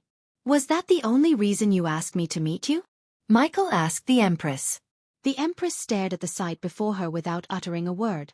Her gaze was locked onto the horizon. Silence fell over them. Finally, the Empress took a deep breath. What do you know about Han Torum? Michael picked his brain and remembered the name. He heard about this place when he was in Gondolin. If I am right, it's one of the Great 8 clans. Han Torum is a dwarven clan. Why did you ask? Recently, they started to build some dangerous contraptions. Weapons, to be precise. These are untested weapons that are capable of hurting thousands. Sounds like great weapons. If it's capable of hurting that many people, then it doesn't matter whether they are tested or not, said Michael. He knew all about the history between the elves and the dwarves. It was really surprising to see the dwarves still looking for revenge even hundreds of years later. He had to admire their resolve to hurt the elves. If those weapons made the Empress ask for the Dark Lord's help, Michael could tell how dangerous these weapons were. He felt curious as he knew dwarves' talent for building mass destruction weapons. And explain to me why I should care about the dwarves and their little toys? Asked Michael. The dwarves might be great builders and engineers but lacked powerful cultivators. If Michael wished, he could bring mass destruction upon their kingdoms. Simple.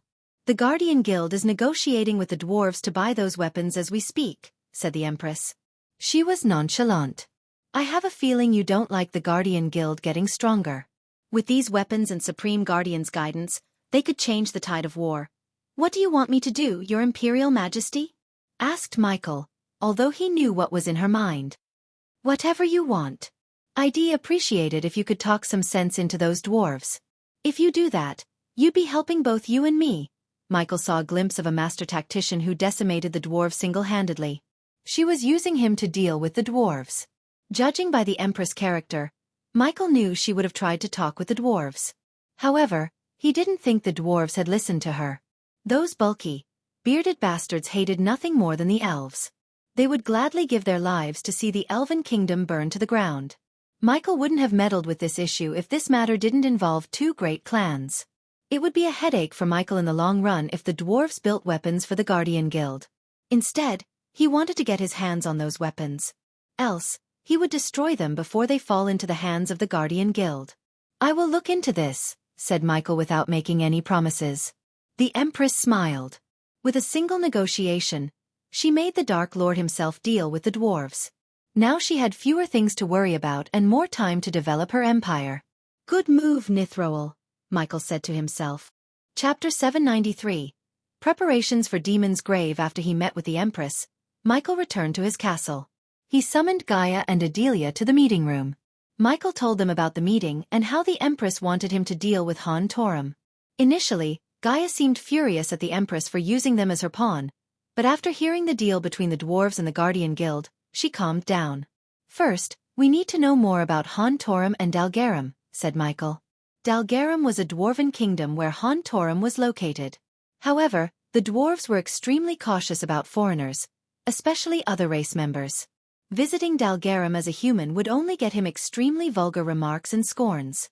We need diversity in our army and subordinates, said Michael. At that moment, most of his subordinates consist of humans. Although his army had vampires, a few demi-humans, and a couple of orcs, most of whom were humans. Michael always thought of changing that, but he didn't have the time to recruit more people, especially when their expenses exceeded their income. You know we can't afford to recruit more people, said Gaia. I am working on that. Some of the things I need to forge my swords are in the Demon's Grave. Demon's Grave! Adelia almost shouted. Demon's Grave was the most dangerous realm in the world. No one, even immortals, feared going to that place. Granted, it contained countless treasures and rare plants, yet they weren't worth their lives. Yes. Whatever I find there would be worth millions or even billions. It will keep us floating until we find a permanent source of income. Michael had something in mind, but he needed some special herbs. The realm didn't only contain the materials to forge swords but also create something that would rain gold coins. If we go to the Demon's Grave, who's going to deal with the dwarves? Asked Gaia. To her shock, Michael shook his head. You are not coming with me, Gaia creased her brows while clenching her fist. She hated sending Michael alone to the most dangerous place in the world. If she was there, she could have his back. I made my decision. You are to deal with the dwarves and those weapons they are building. Michael's voice was stern. The look in his eyes left no room for Gaia to negotiate. In the end, she could only agree. At least take Nightmare or Vidora with you, said Gaia. Michael thought about her suggestion for a few moments and decided to take Vidora with him. Why? Because he wanted to spend more time with Vidora.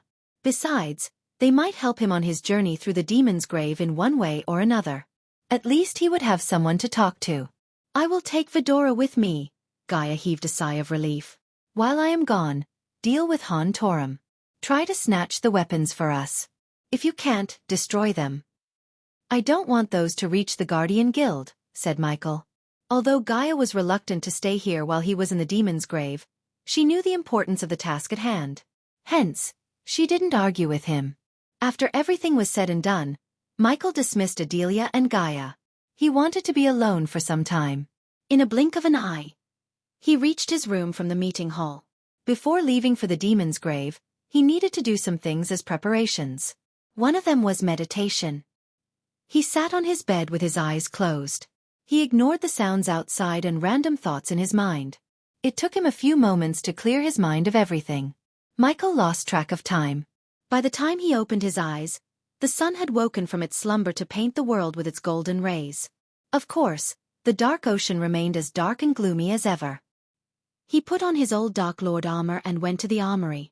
The armory was a spacious hall with hundreds or even thousands of armor stands and weapon racks. At that moment, they had more racks and stands than actual armors and weapons. Such a sorry state, Michael sighed. His growing army desperately needed new weapons and armors. Many in the world still didn't realize how hard it was to be the Dark Lord. They thought that he'd just kill people and stay in the castle. But in reality, he had to deal with all day-to-day things, even when he had subordinates. He walked toward a weapon rack, where he saw several swords lined up. He randomly picked a few and put them in his system storage.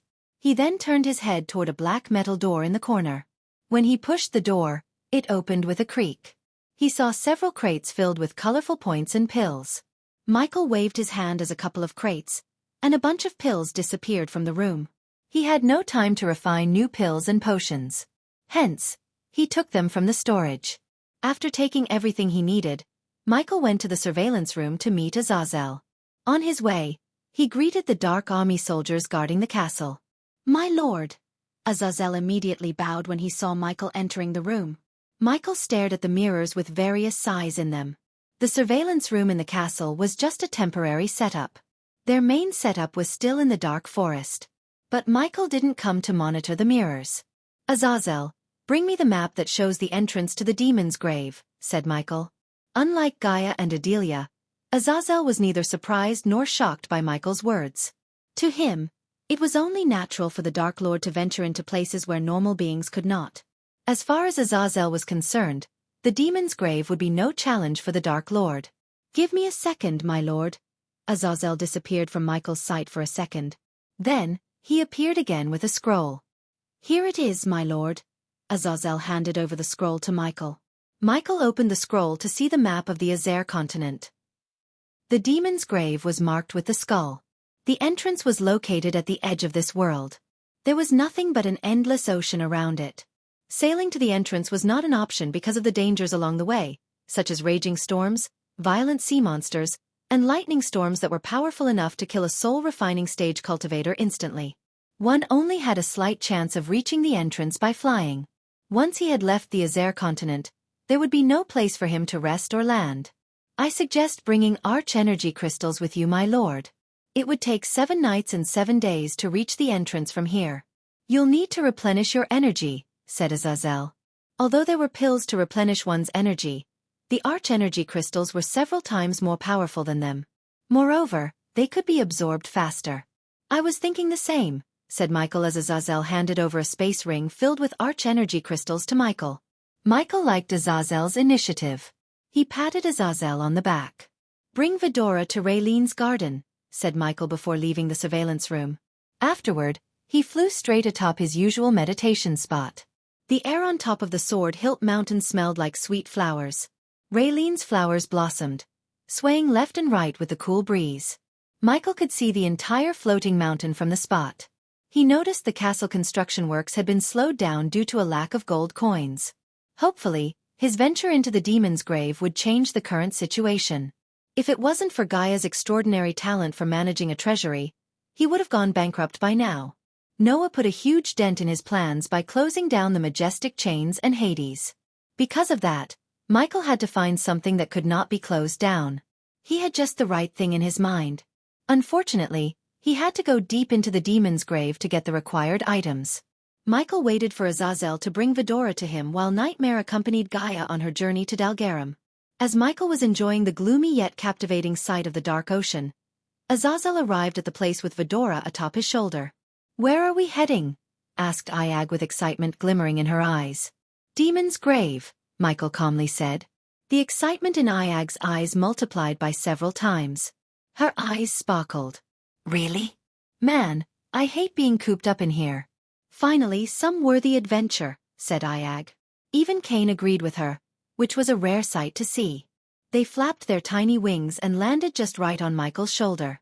"Please tell me we are leaving right now," Saba asked, tilting his head. Michael rubbed his chin gently with a smile. "We are leaving right now," said Michael. Saba and Iag grinned ear to ear. Even Michael smiled, looking at their funny expression.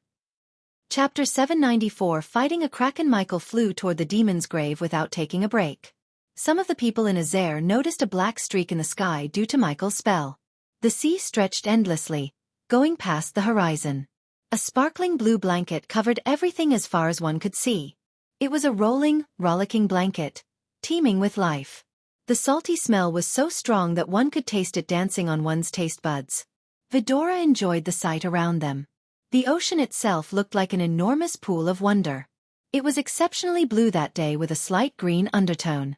Simply put, the sea seemed calm, but the storm was on the horizon. Although the ocean looked calm and serene, Michael sensed powerful creatures swimming deep under the water in his environmental scanning. "Be on alert," Michael warned Vidora. Sarba had keen senses, but it wasn't as developed as Michael's environmental scanning. It took Sarba a few minutes to sense the threats lurking under them. Iag saw a silhouette of a giant creature deep within the ocean. She could swear she felt it was staring directly at her. "Hey, Ghost. Something is in there," said Iag. "I know. Let's just ignore it," said Michael. The unknown creature was at the fusion stage. With its enormous size and buddies surrounding it, battling the creature would just be a waste of time and energy. Besides, Michael wasn't here to terrorize the sea creatures. Instead, he wanted to reach the demon's grave without a battle. He quickened his pace and put a safe distance between himself and the creature. The more he flew toward the demon's grave, the darker and worsening the weather became. He was warned of the weather and the powerful creatures lurking in the sea around the demon's grave. It would take an immense amount of luck and power to reach the entrance. So one could only imagine how dangerous the demon's grave would be. There was a reason why even the immortals feared this place. Vidora wrapped their tail tightly around Michael's neck to escape the raging storm. Streaks of crimson-red lightning flashed across the sky. The sky was painted with a mix of eerie red and black. Coupled with the dark blue sea, the sight had a devilish tone to it. Moreover, the howling wind sounded like something otherworldly screaming to escape the sea itself. Powerful lightning struck from the sky chaotically. Michael navigated through the lightning storm without getting struck, thanks to his cat-like reflex. "The name Demon's Grave fits this place," said Sarba. He seemed slightly uncomfortable looking at the red sky. "Is there any connection between the demon race and this place?" asked Iag. Kane was surprised that Iag actually asked something that didn't sound ridiculous in his mind. To be honest, he was about to ask that question to Michael. "Well, find out. But I think there might be some connection," said Michael. He still didn't know who else knew about the existence of demons. As far as he knew, Azazel was the only living demon in this world. If it wasn't for the system, he couldn't have brought the demon back to life. Michael was confident with enough time and resources, he could not only find more demons but also resurrect this magical race. Once he had hundreds or thousands of Azazels, he would be a real threat to all the Great 8 clans. "Did you find anyone who ventured into the demon's grave and survived?" asked Kane. Michael shook his head. "No. But I heard there is someone in the Guardian Guild who knows about the place more than anyone in the world. Even Lord Information has little to nothing of this place," said Michael. "Which makes this place more worth the visit," Iag said as Michael suddenly stopped flying. Iag frowned. "Why did you stop?" asked Iag. On the other hand, Sarba realized the reason behind Ghost's action. He sensed a powerful being moving faster and faster toward them. In the ocean before them, Iag vaguely saw a shadow emerging from deep within. Michael slowly flew backward. According to his senses, the creature was gigantic. Moreover, it was at the half-immortal stage. Suddenly, several ripples appeared in the ocean. Michael felt like the sea itself shaking to the core. As he flew backward, a monstrous creature dashed out of the ocean. It was a giant octopus-like creature. "Kraken," Michael mumbled under his breath. He never thought a creature from folklore and legends back on Earth would come to life before his eyes. The books didn't do justice to this monster. Compared to its size, Michael looked puny. It had countless tentacles that could destroy a Man-O warship with a single swipe. The monster roared viciously. Its roar sounded louder than any thunderclaps Michael had ever heard. Just its size and appearance were enough to terrify anyone. Even Michael was stunned by the Kraken. Its dark red skin glistened under the red sky. A putrid smell nauseated Sarba's senses. This smell came from the Kraken itself. The Kraken stared at Michael with its big eyes. For some reason, the Kraken held extreme hatred in its eyes. Michael felt like the Kraken, and he had some kind of history. But Michael had never even imagined a Kraken being alive, let alone having a history with them. Once again, the Kraken roared. It caused the ocean to sway to one side.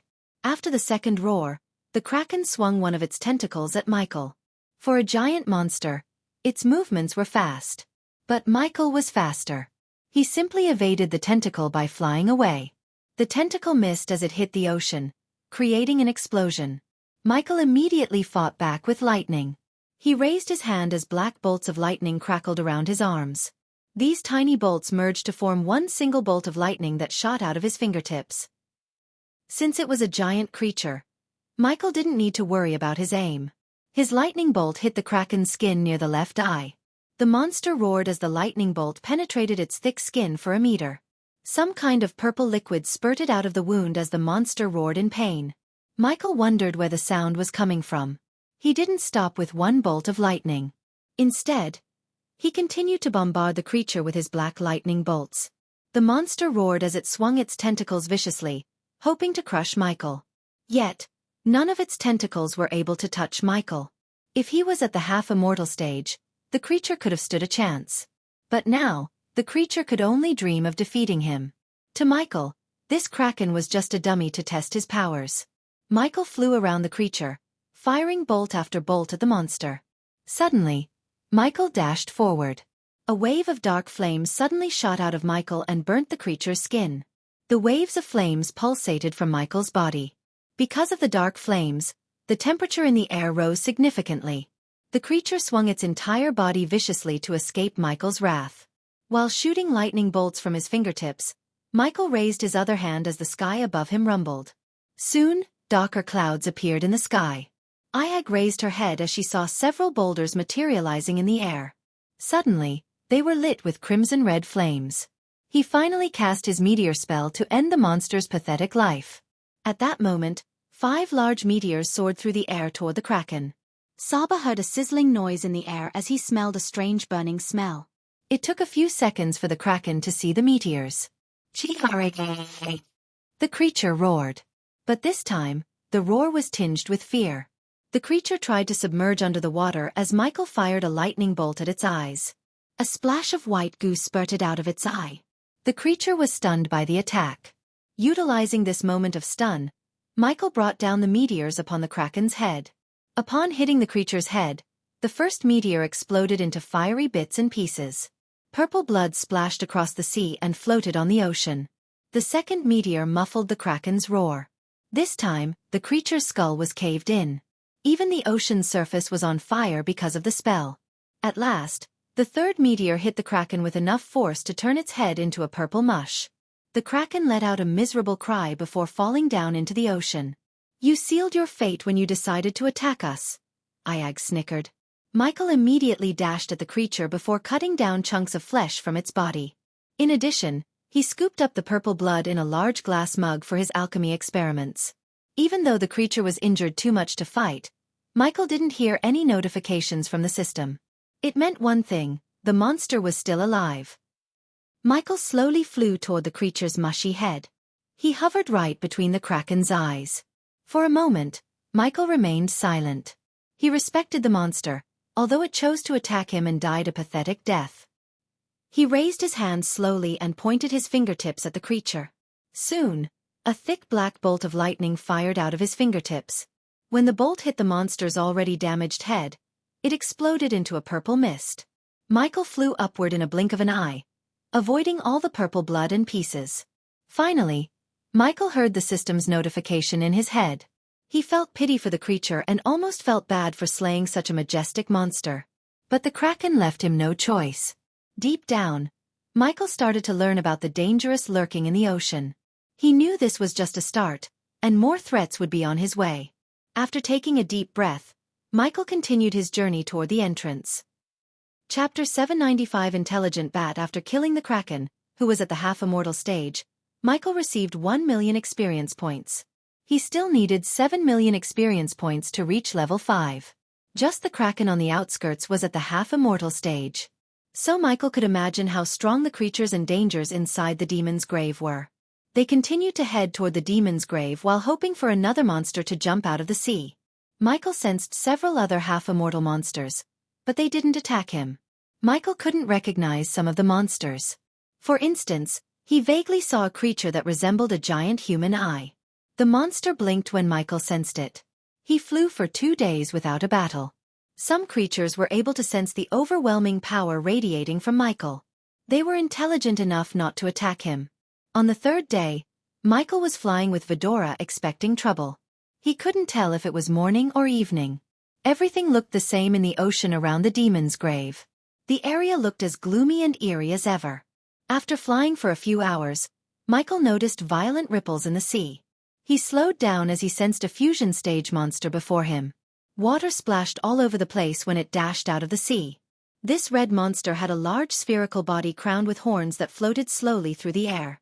They had a single blue eye over a large mouth which was persistently twisted into a Cheshire cat-like grin, showing a series of nasty teeth and a brownish interior. The monster immediately belched a ball of blue lightning while creating tiny monsters similar to it from the back. These tiny monstrosities flew toward Michael, making some kind of cackling noises. A lightning bolt shot out of Michael's fingertips at one of the tiny monsters. When the lightning bolt hit the tiny monster, it exploded with enough force to push Michael back several meters. Vidora was almost thrown out of Michael's shoulder. Quickly, they crawled into Michael's armor. At that moment, the ball of lightning reached Michael. Before it could hit Michael, the responsive shield appeared around Michael, saving Michael from getting blasted off.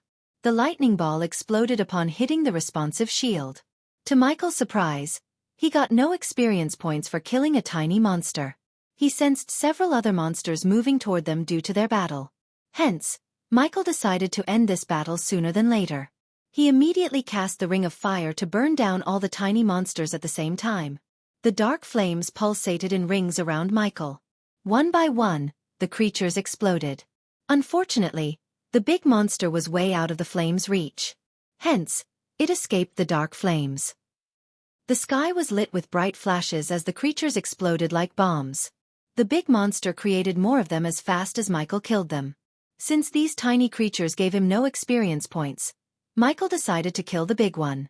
In a blink of an eye, Michael evaded the lightning ball and dashed at the monster using a lightning dash. Michael enveloped himself with the dark flames on his way. When the creature opened its mouth to belch another lightning ball, Michael moved his body, facing the ocean, and shot through the creature's mouth like a bullet. The creature howled as one could see a hole on the other side of its mouth. The creature hovered aimlessly in the air, making groaning noises. Michael did not wait till the monster bled to death. On the contrary, he bombarded the monster with lightning bolts. He cast the ring of fire once again to burn the creature to a crisp. The monster couldn't stand a chance against two of Michael's spells at the same time. As the creature was burning, the air reeked with a strange putrid smell. Michael immediately unsheathed his swords, cutting a few chunks of flesh and scooping down its bluish blood as samples. With these samples, he might be able to figure out the origins of these monstrosities. Ding! Congratulations to the host for killing a fusion stage level 4 monster. The reward is 500,000 experience points and 10,000 badass points. Michael heard the system notification right before the creature fell into the ocean. Most of its body was charcoaled by the dark flames. The surface turned dark gray as the creature dissolved in the salt water. Is it over? Saga craned her head out of Michael's armor. We should have fought that ugly. Ayag put her head out again and snickered at Saga. Although Vidora was at the soul refining stage and just a few months of cultivation away from hitting the fusion stage, their physical body remained small. The system needed to be at level 9 to learn more about Vidora and the reason behind their small physical stature. For now, Michael had bigger things to worry about than Vidora's physical transformation. Nightmare went through his metamorphosis when he reached the body strengthening stage. Ever since then, he had been growing up to be a big dragon.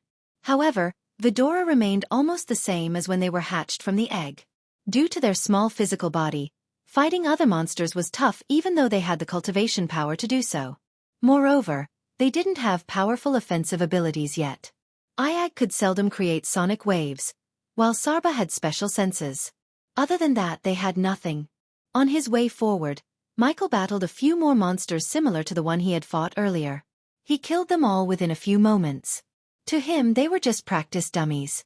But the closer he moved to the demon's grave, the stronger the monsters became. Even the fusion stage monsters had such ferocity and ruthlessness. If Michael had been at the half-immortal stage, he would have been in trouble. On the night of the third day, Michael thought about taking a bit of rest. Since they had no island or a place to land, he had to stay in the air and replenish his energy. By the time Michael stopped flying, Vidora had fallen asleep. Michael flew above the clouds to see the crimson-red sky above. He wondered what made the sky remain blood-red around the demon's grave. For some strange reason, he had a feeling that a massive war had taken place here. The moon glowed in the distance, but instead of sparkling blue light, it radiated blood red. Despite the monsters around him, Michael stopped flying to take a break. He took out a few snacks and refilled his belly. Then, he drank some potions to replenish his energy. He still didn't feel like absorbing the arch-energy crystals in his system storage. While he was gulping down potions, he saw a black line on the horizon. The line moved past the moon. A few seconds later, the black line grew bigger. He looked closer at the thing to see a giant bat flying toward him. It was just as dark as midnight. Except for its razor-sharp white fangs, everything else was black. Surprisingly, the bat was at the fusion stage. The bat didn't back off even after sensing Michael's cultivation stage. This bat was either powerful enough to fight him or extremely stupid to pick a fight. The closer the bat got, the bigger it looked. It casts a giant shadow in the clouds. Without slowing down, the bat dashed at Michael with its claws open. To Michael's surprise, the bat cut him in the elbow before he could dash away. For a monster at the fusion stage, it was extremely agile and fast. He felt a sharp pain in his shoulder for a moment. Then, the APD injected a healing potion into his bloodstream as the wound closed up in a blink of an eye. The bat viciously tried to cut open Michael with its razor-sharp claws. It didn't use any spells or energy attacks but just raw brute strength. Michael swayed his body left and right, evading the claws. He flew around the bat, firing lightning bolts. But the bat barrel rolled and flew away, escaping each and every lightning bolt, which surprised Michael. His lightning bolts were faster than any sniper's, yet the bat evaded it without breaking a sweat. The bat produced a strange clicking noise as it flew around Michael. Michael immediately cast the Ring of Fire because it was an area-off effect spell rather than a precision spell like Xianxia. A wave of dark flames shot out of Michael's body. The cold weather became hot as the temperature in the air rose up. The bat screamed but flew high and swung his body, comfortably evading the flame wave. It kept a safe distance from Michael instead of flying toward him, which showed Michael the bat's intelligence. Michael continued to attack the bat while trying to figure out its weakness. Since it was as fast as him, there was no point or use in casting the meteor spell.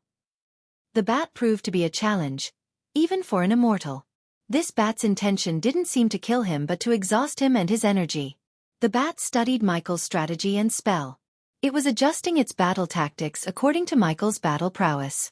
As they continued their battle, more and more monsters moved toward them. Michael prepared himself for an all-out battle. "I can hear some kind of weird noise from the bat," Saba whispered to Michael. But Michael didn't hear a sound. Yet again, Saba's senses were more powerful than Michael's. "Echolocation," Michael mumbled. "Occasionally missing content. Please report errors in time." Chapter 796 Nearing the Demon's Grave. "The bat is using some kind of noise to move around," said Sarba. He heard a low-pitched whistling noise coming from the bat. Because Michael was born on Earth, he knew about bats. Of course, he didn't do masters on bats, but he knew enough to know the bats navigate using echolocation by emitting high-frequency sound pulses through their mouth or nose and listening to the echo. "Wait a minute. I have an idea." Ayag quickly lifted her head from his armor.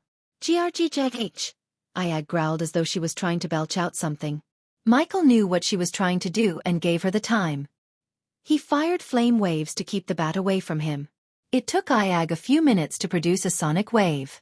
Michael only saw a ripple in the air but didn't hear anything. However, the bat screeched. It sounded like it was in sudden pain. The bat dived down clumsily. The sonic waves messed up with its high-frequency sound pulses. "Fuck yeah! It worked!" Ayag shouted with excitement. Michael used this opportunity. He immediately fired a bolt of lightning that hit the bat right in his belly. The bat screamed in pain. Blood spurted out from its belly. However, the app's skin was surprisingly tough. Even Michael's black lightning bolt was able to penetrate the skin a couple of inches. Michael hit the bat a couple of more times. Unfortunately, when he tried to fly closer and use the dark flames, the bat steadied itself. It quickly flew away from Michael. Meanwhile, Ayag jumped back on Michael's shoulder. Her eyes glimmered with excitement and confidence. This was the first time in a long time Ayag felt such excitement. It felt like something awakened inside her. "Come here, you fucking overgrown rodent," Ayag shouted. The bat returned her snicker with a roar. It kept flying around Michael, hissing like a snake.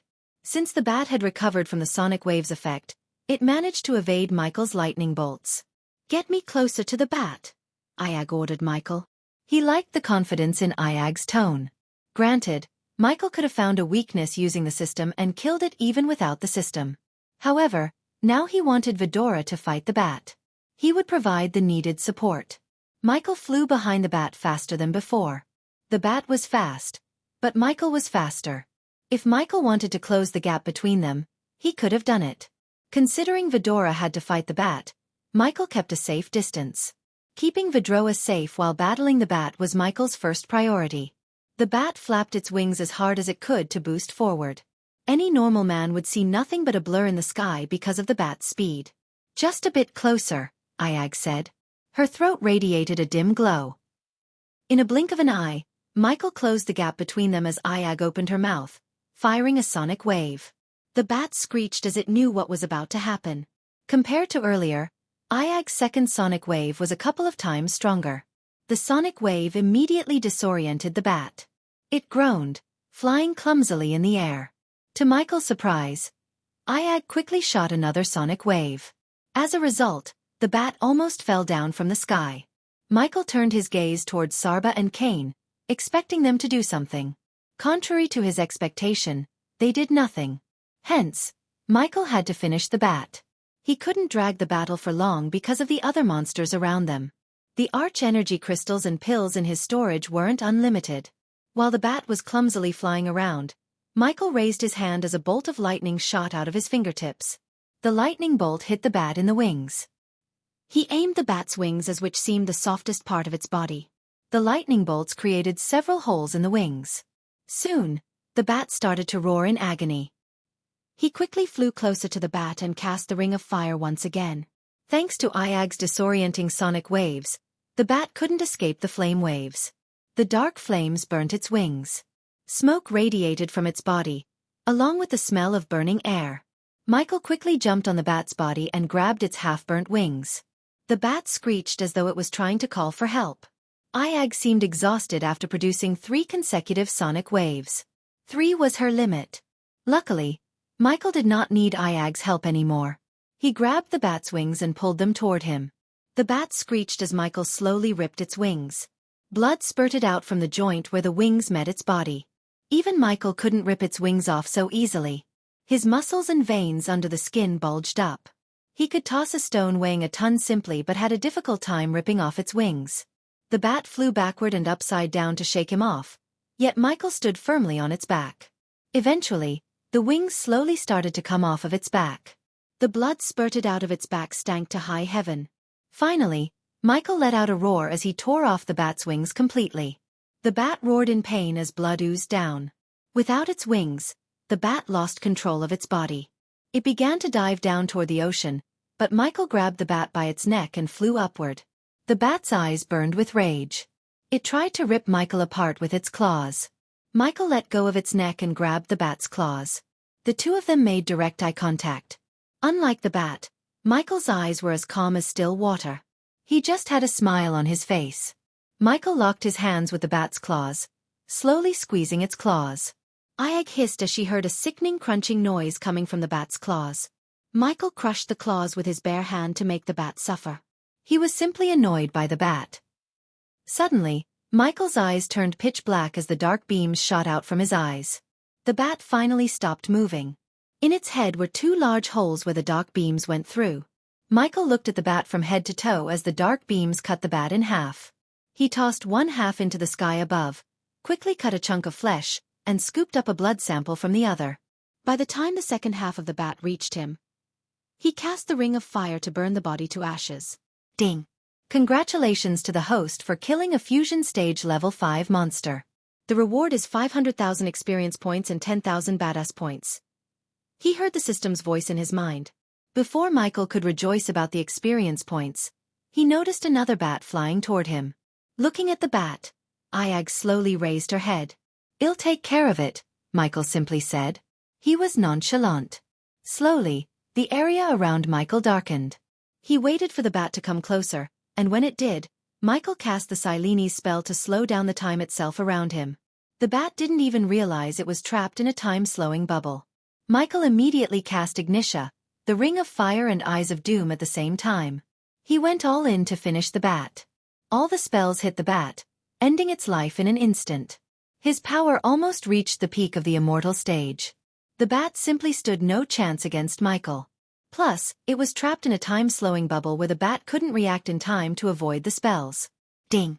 Congratulations to the host for killing a fusion stage level 6 monster. The reward is 500,000 experience points and 20,000 badass points. Even Sarba and Ayag were surprised by what just happened. One moment the bat was reaching out to claw Michael, and the next, it fell down, burnt, and cut. After Michael had killed the bat, he sensed several monsters moving away from him. They were intelligent enough to back off. The cloud of darkness freaked out the weak-willed monsters. They may have been strong in terms of cultivation, but they possessed a weak resolve to fight. Hence, they flew away from Michael when they saw the cloud of darkness. Instead of chasing them down, Michael continued to head toward the demon's grave. If he wasted his energy hunting them down, he would be at a disadvantage after entering the demon's grave. Judging by the monsters he had faced till now, he could only imagine how powerful the monsters inside the demon's grave would be. Michael cracked his neck before heading out. He slowly flew toward his destination, enjoying the sight. After 3 days, he had grown accustomed to the eerie red atmosphere and the monsters lurking under the sea. The following day was uneventful. He faced a couple of monsters, but they all ran away after sensing his power. At the end of the 4th day, Michael noticed a tear on the horizon. The realm tear glowed like a bright green star on the red horizon. According to the map, the realm tear was still 2 days' journey ahead of him. He stopped in the sky to look at it for a few moments. Even from miles away, Michael was able to sense a strange energy radiation from the realm tear. This feeling was similar. It was the same energy radiation he felt inside the shadow realm. Now that Michael had seen his destination, he increased his speed. While flying toward the realm tear, Michael wondered how Xianxia was doing with the dwarves and their new weapons. Vidora fell asleep without a worry in the world. The Hydra felt safe with Michael. At that moment, neither of them had an idea about the connection between Hydras and the demon's grave. They only considered the part demon in the name demon's grave and ignored the grave part. They were in for a surprise inside the demon's grave. Having no idea about the things waiting for them inside the realm, Michael and Vidora flew towards it. Chapter 797 Meeting the Mysterious Oracle again, Michael continued his journey toward the demon's grave with Vidora. At that moment, he was just 2 days' journey away from reaching the realm tear. On his way, he fought several monsters and reached 5 million experience points. Once he earned another 3 million experience points, he could reach the immortal stage level 5. If he didn't have to save his energy, he could use this place to farm experience points. But exploring the demon's grave without being gnawed by some monsters was more important than farming points. The battles he went through were far from effortless. He had to use both his brawn and brains to defeat the monsters. Unfortunately, Vidora was no help in the battle as they helped him in the battle against the bat. After battling the bat, Michael realized the monsters around the demon's grave were coming out from the realm tear. The closer Michael got to the realm tear, the more he felt a powerful yet strange radiation coming from the realm tear. Thanks to the APD and the system firewall, the radiation did not affect Michael. To Michael's surprise, the radiation did not affect Vidora. Except for Kane, the others slept on Michael's shoulder. Ayag and Sarba snuggled against Michael's neck and slept peacefully. "Hey Ghost," Kane called Michael. His voice was quiet. "I feel like this place, and we have some kind of connection," said Kane. Michael was surprised. It was so rare to see Kane share his thoughts. "What do you mean?" asked Michael. Kane turned his head toward Sarba and Ayag. He stared at them as though he was making sure they were asleep. Then, he craned his head out, getting closer to Michael. Michael slowed down.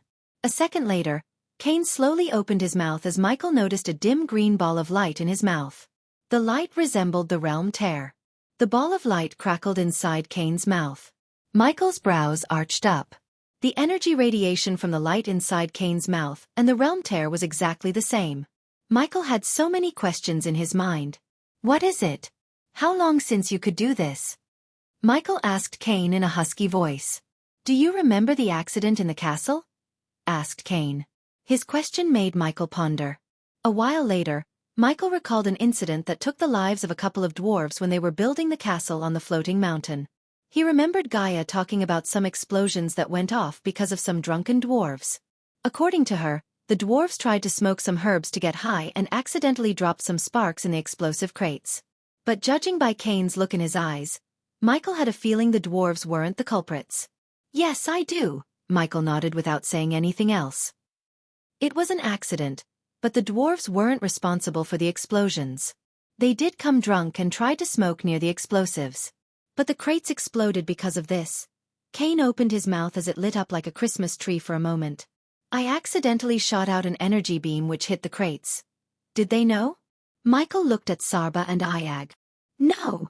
Kane shook his little head. "How did you manage to shoot an energy beam out of your mouth without them knowing?" "They are not the sharpest knives in the bunch, Ghost." Kane rolled his eyes. Michael couldn't argue with Kane. "Does anyone else know about this?" asked Michael. "No." Kane shook his head. "We could ask Mugashiku about hydras, but it's too risky," Michael pondered. They resumed flying toward the realm tear while silently discussing the green glow. He is the only Hydra in existence, right? Kane asked. Michael noticed a sadness hidden deep within Kane's eyes. If he was the last human in the world, he would feel sad too.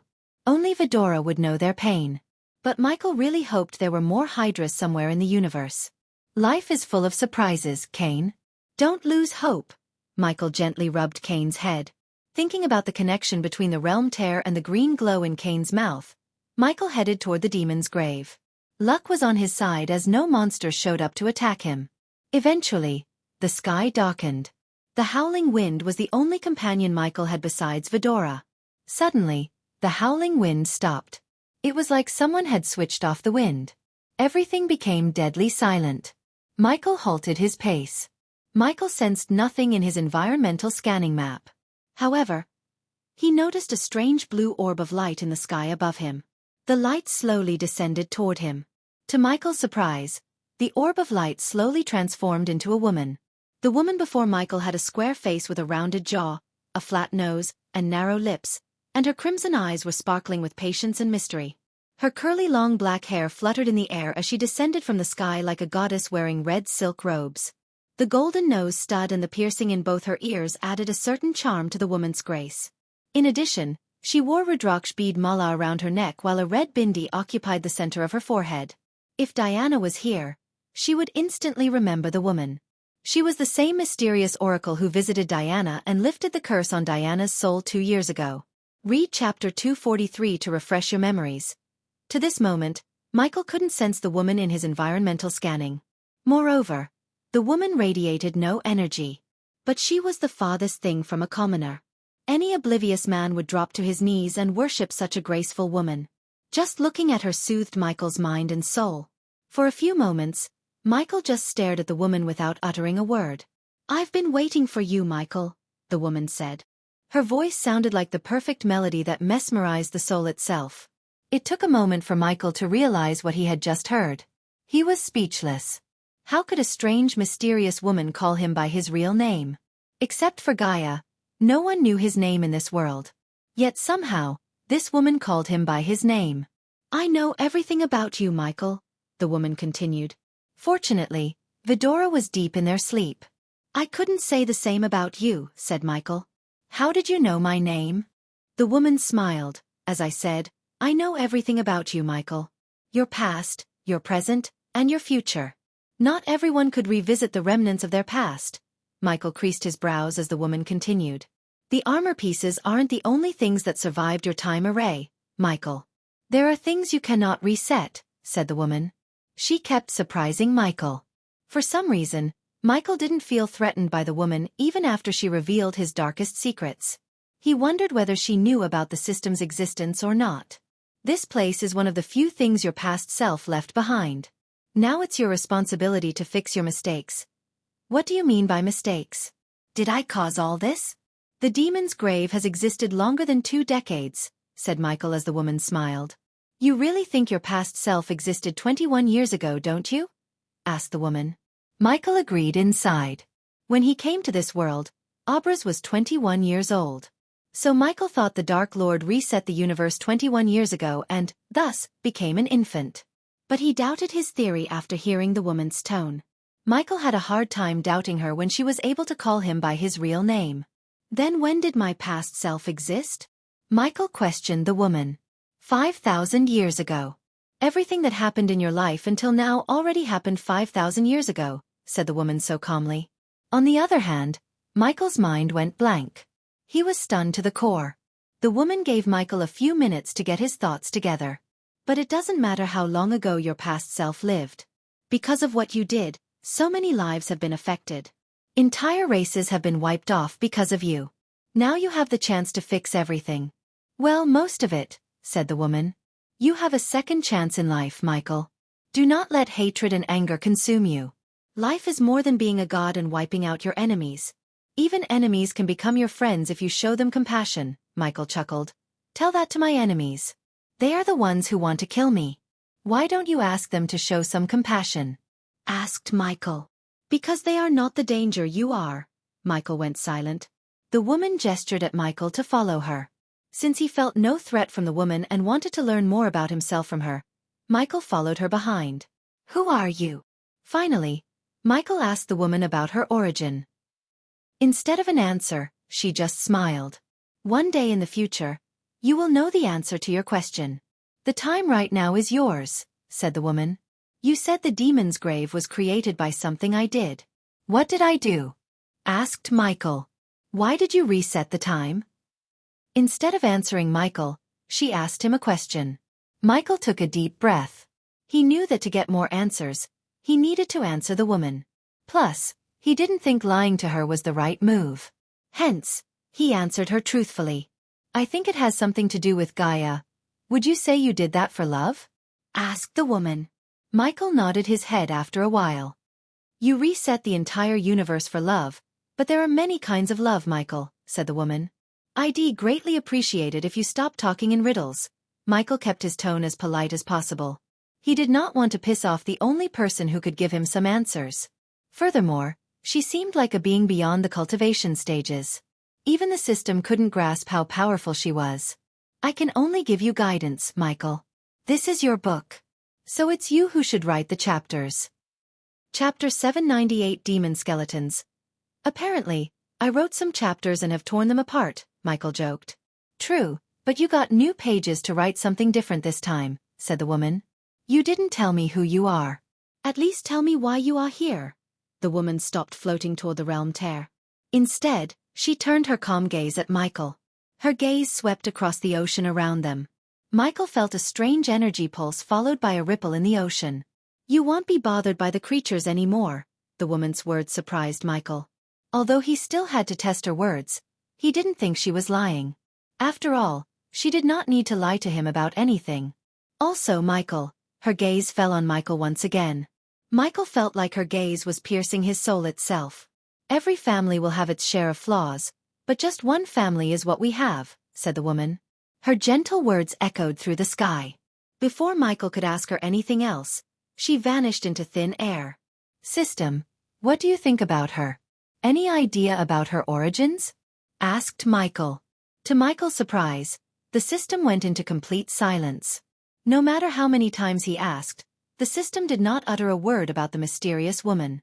After a while, Michael could only sigh and continue to fly toward the realm tear. On his way, he recalled her words. He still couldn't wrap his mind around the fact his past self actually lived 5,000 years ago. "I must have been freakishly powerful," Michael mumbled under his breath. He saw no point in dwelling on the past. His past self made some mistakes, big ones it seemed, but it didn't mean he would make the same ones once again. In this life, he would go to any length to protect his loved ones.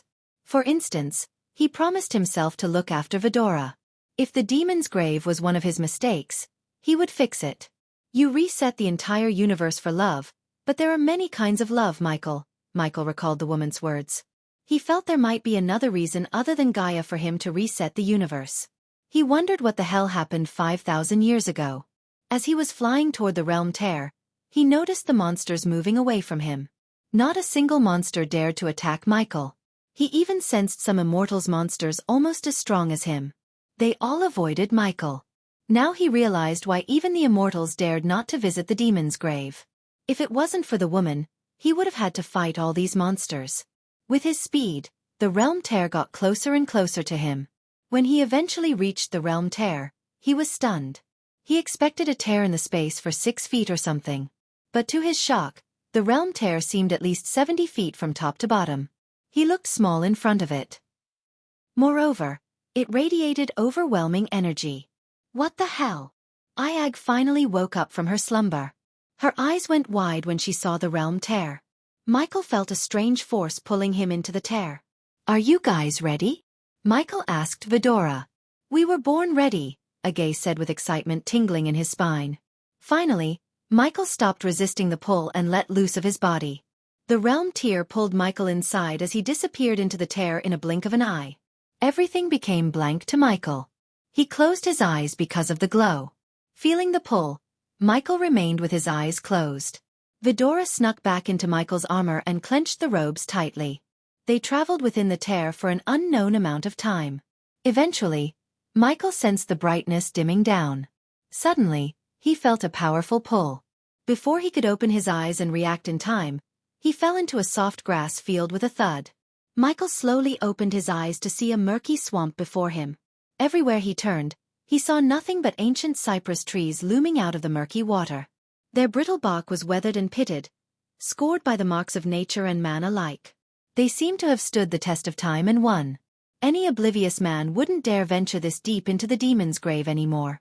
Only the very foolish or the very brave. Or someone with godly powers. Here and there clumps of moss clung desperately, filling the moist air with the scent of decay. The grayish mist covering the swamp added an extra creepiness to the place. Michael picked himself up. His black armor turned brown by the mud. He ascended to the air, but gravity pulled him down back to the swamp. The ground felt semi-solid and gooey. He moved 1 inch, and his feet went 2 inches deeper into the mud. Flying was the quickest route out of the swamp. However, when he tried to ascend toward the sky, a powerful force pulled him down. System, can you do something about gravity? Michael turned to the system for its help. No can do. The system level is too low to change the rules of the demon's grave, said the system, making Michael roll his eyes. So you are useless? Michael sighed. The system did not give Michael an answer as he slowly tried to move forward through the swamp. The smelly water was up to his waist. He couldn't help feeling some weird things brushing past his legs underwater. Hope they are fish, Michael mumbled. His environmental scanning map went haywire for some reason. As a result, he was unable to sense the creatures around him. Just a few minutes into the demon's grave, he was already in a bind.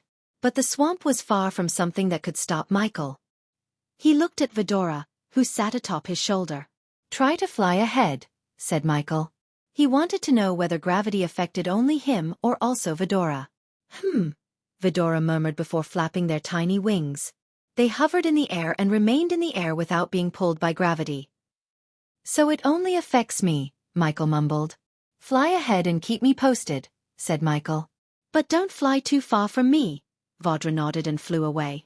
In Michael's head, keeping Vidora close to him would only prevent them from growing up. They needed to face some challenges and life-or-death situations.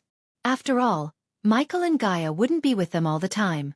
Only by facing dire situations could they really unlock their potential. Simply put, Michael decided to force them to find their powers. Vidora nodded as they flew ahead to scout the area. Even Michael's X-ray vision seemed blurry because of the strange mist around the swamp. Slowly, he dragged himself through the mud. The swamp water smelled like rotten eggs and spoiled meat. Any other man would have thrown up.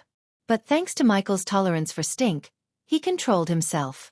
Fortunately, Michael faced no monsters or creatures while he was in the swamp. Vidora flew back and forth to keep Michael updated about the swamp. As Michael was moving through the swamp, he finally noticed what seemed to be the shore. He smiled. Finally. But his moment of joy was short-lived as he felt something grabbing his legs. Vidora returned to inform Michael about the land. To their shock, Michael disappeared into the swamp water in a blink of an eye. It happened so fast. Holy shit, ghost! Something pulled him inside.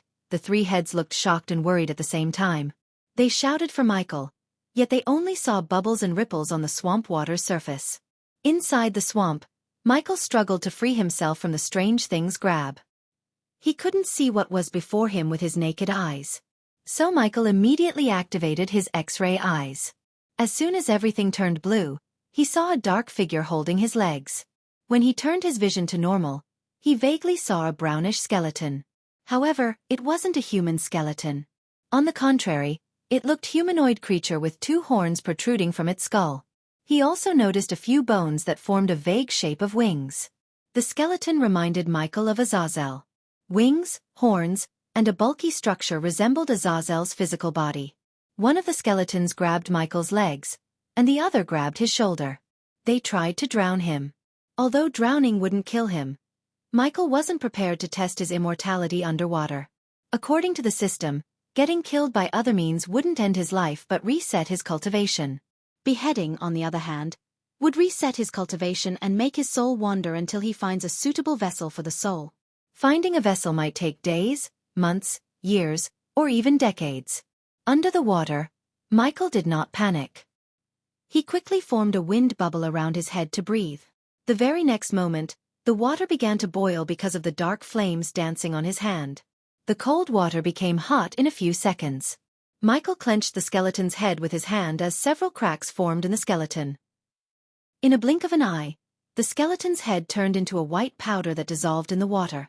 After taking down the skeleton that was holding his shoulder, Michael turned his focus onto the one grabbing his leg. The dark beams shot out of his hands, creating a sizzling sound. They penetrated the skeleton as it exploded into bits and pieces. Surprisingly, Michael didn't receive any badass points or experience points for taking down the skeletons. System, did you forget something? Michael talked to the system in mind. They are already dead and weak as hell. Why do you expect experience points and badass points for killing such pathetic monsters? The system growled. They didn't feel weak, Michael replied. Mere weak monsters couldn't have pulled him down and held him underwater for a minute. Unlike the system said, they were the farthest thing from being weak. That's because of their innate strength. What did you expect from the monsters in the demon's grave? The system questioned him. Instead of arguing with the system, Michael wanted to escape the swamp water. He hated being watery and stinky. 2 streams of dark fire shot out of Michael's hands and propelled him out of the water like a rocket. From outside, Vidora noticed the water being vaporized by something hot. The temperature in the air had risen significantly. It was enough for them to know what was about to happen. As they expected, Michael shot out of the water and dashed toward the shore before the gravity could pull him down. Chapter 799 Sky Hall Angels and Demons Grave. Michael quickly dashed toward the shore and landed comfortably on solid land. Even after landing, he vaguely saw the skeletons lurking deep within the swamp. These demon skeletons would wait for another one to drown. Their next victim might arrive next month or year, but they would wait because they had all the time in the world. An equally creepy forest surrounded the murky swamp. Dark and misty forest. The only way forward was through the forest. Unfortunately, gravity was still too strong for him to fly. Should we go into the forest? Asked Sarba, but Michael shook his head. Stay with me, said Michael. Once they had entered the forest, there was a high possibility for them to get lost. Even worse, they could get into trouble with another monster. Until he could cross the forest, he wanted Vidora to be with him. Vidora nodded before landing back on his shoulder. A bone-chilling breeze brushed past him. It was like something calling for him into the forest. Michael ignored these strange feelings. The trees in the forest were malady brown. Grains of poison begrimed the bark and gleamed like witch dust. The decaying air and stifling atmosphere provided the perfect abode for those who worshipped the darkness rather than the light. In the dense shadows, spiders clutched their snare strings.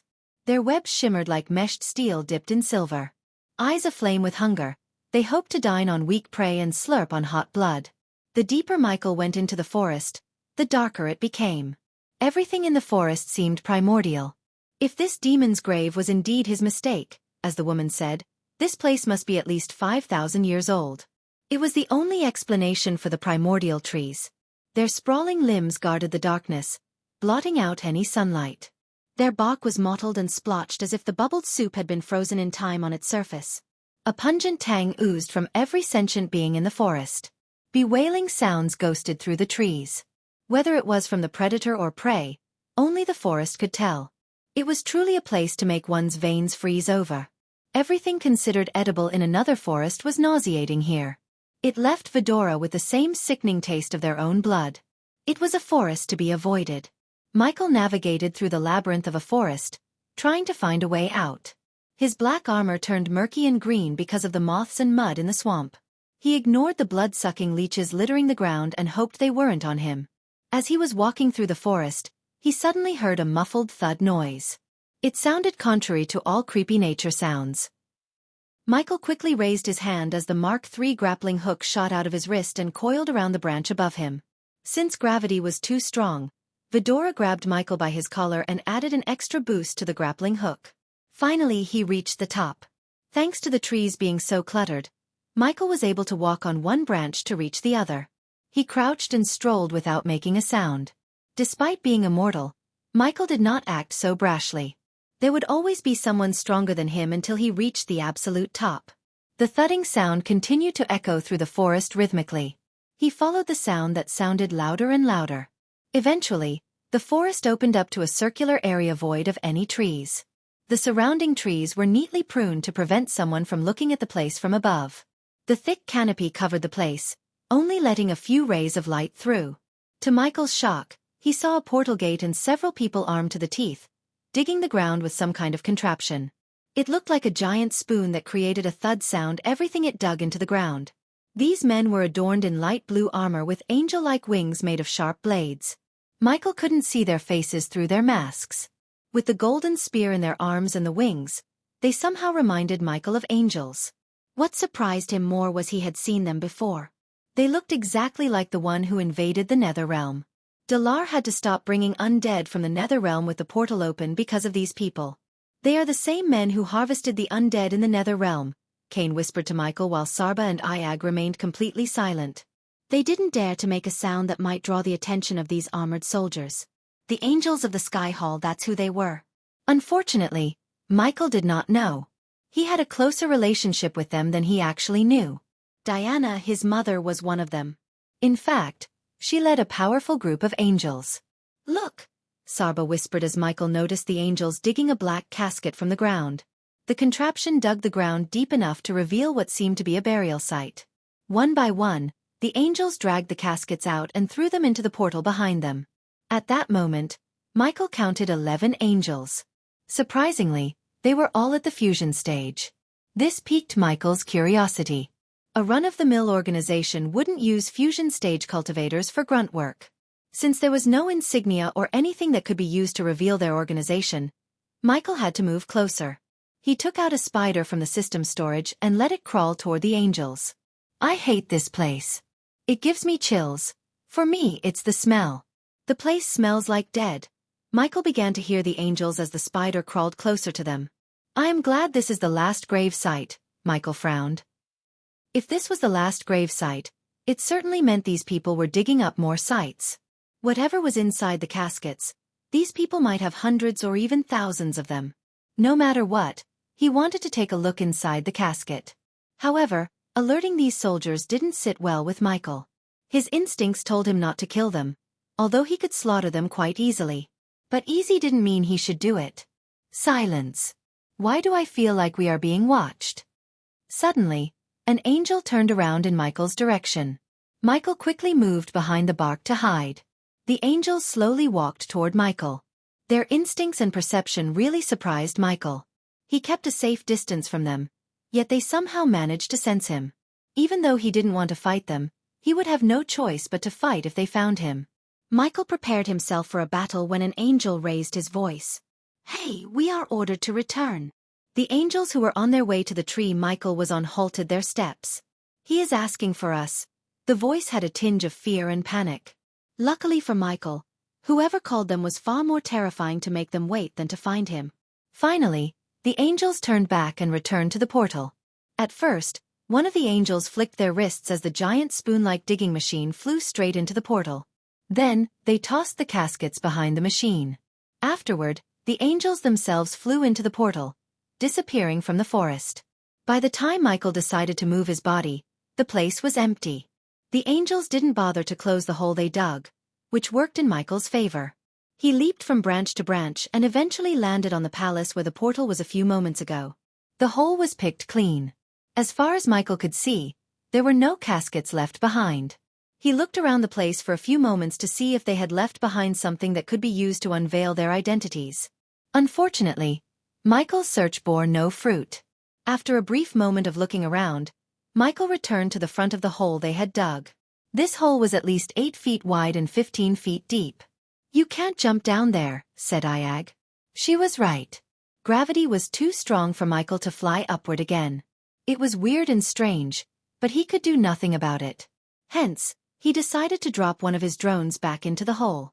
The drone slowly hovered down into the dark hole.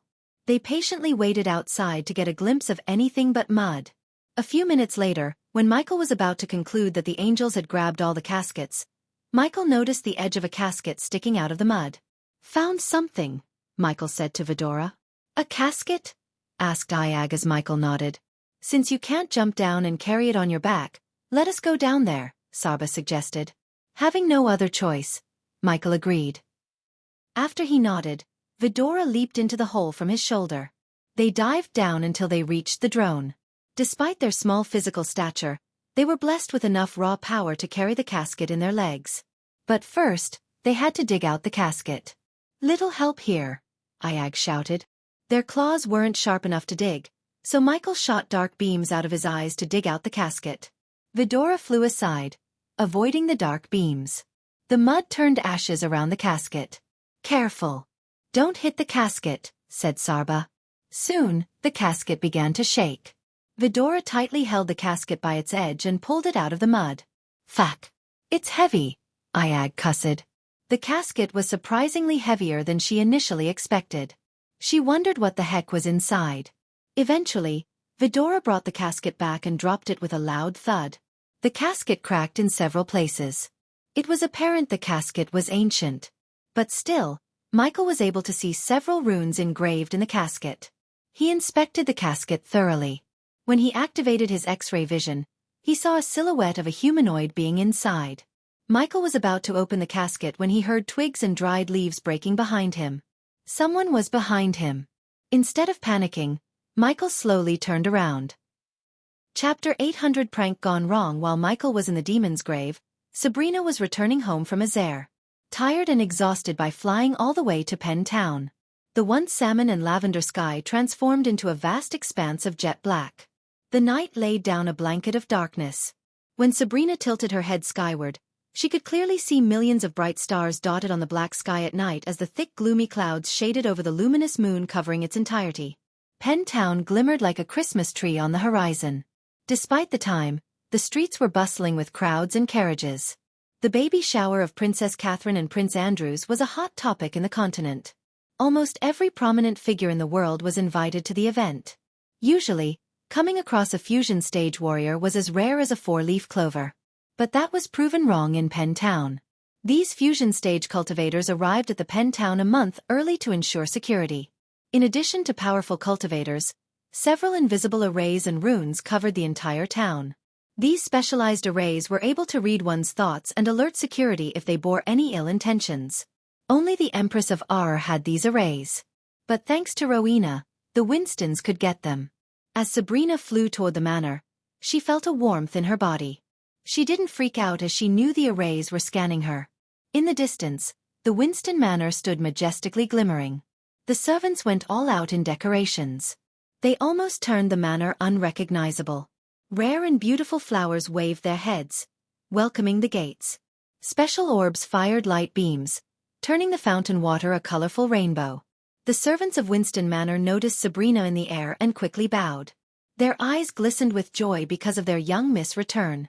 "Young Miss Sabrina is back," informed Lady Diana and Lady Imelda. The servants cheered as Sabrina flew straight into the manor through the roof door. "Young Missy." As soon as Sabrina landed on the rooftop, she heard a wobbly voice.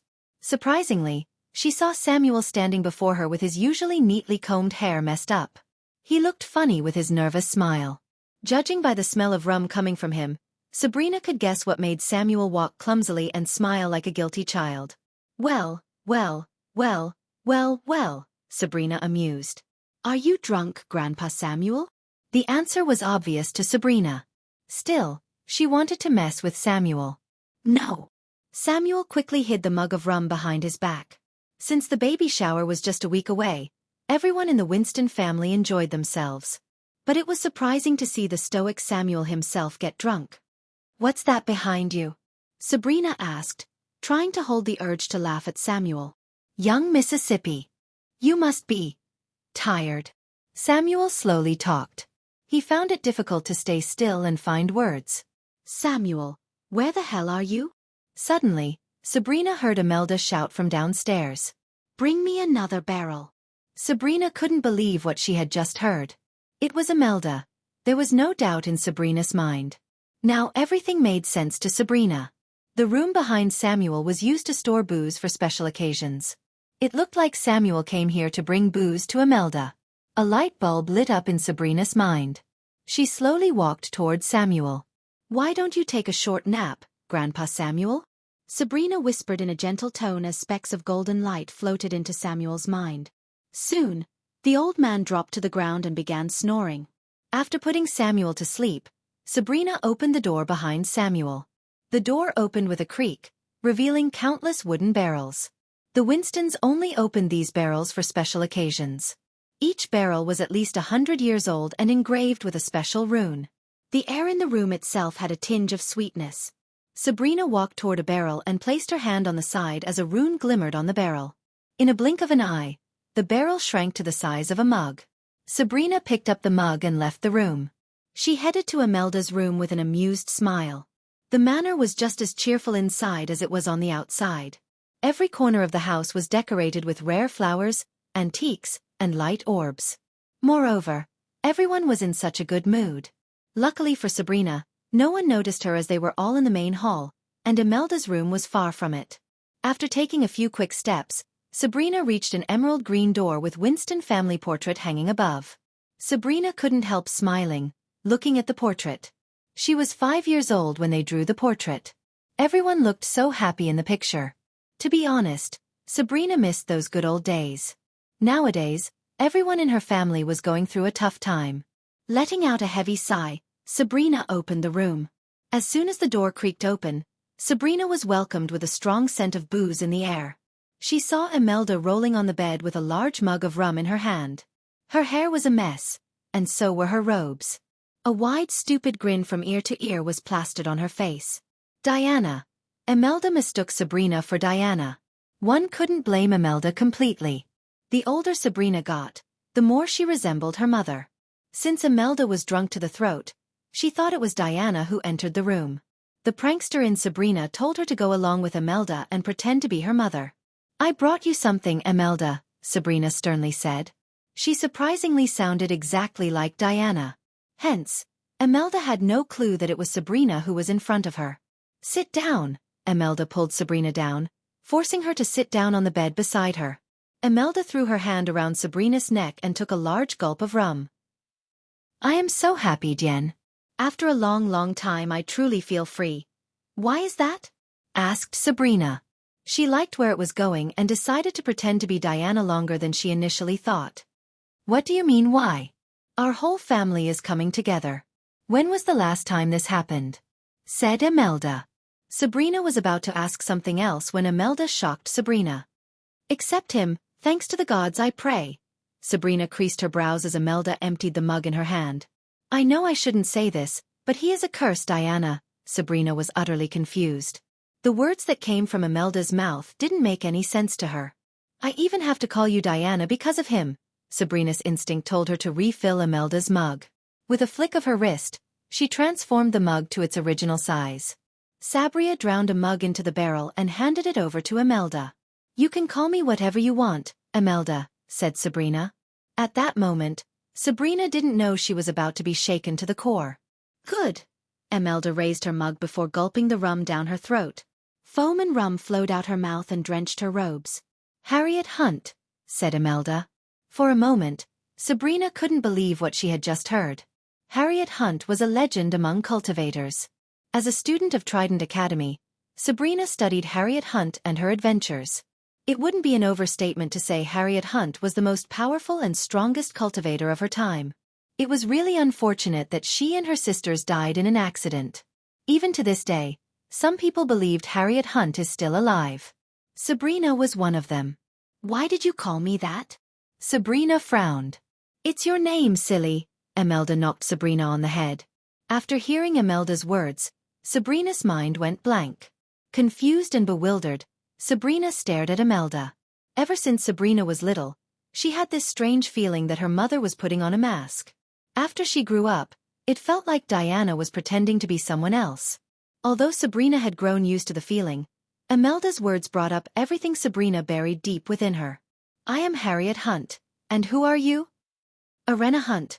Once again, Imelda raised her mug proudly, having no idea what she had just done. Silence fell over the room. It took Sabrina a few minutes to collect her thoughts. At that moment, her thoughts were a mess.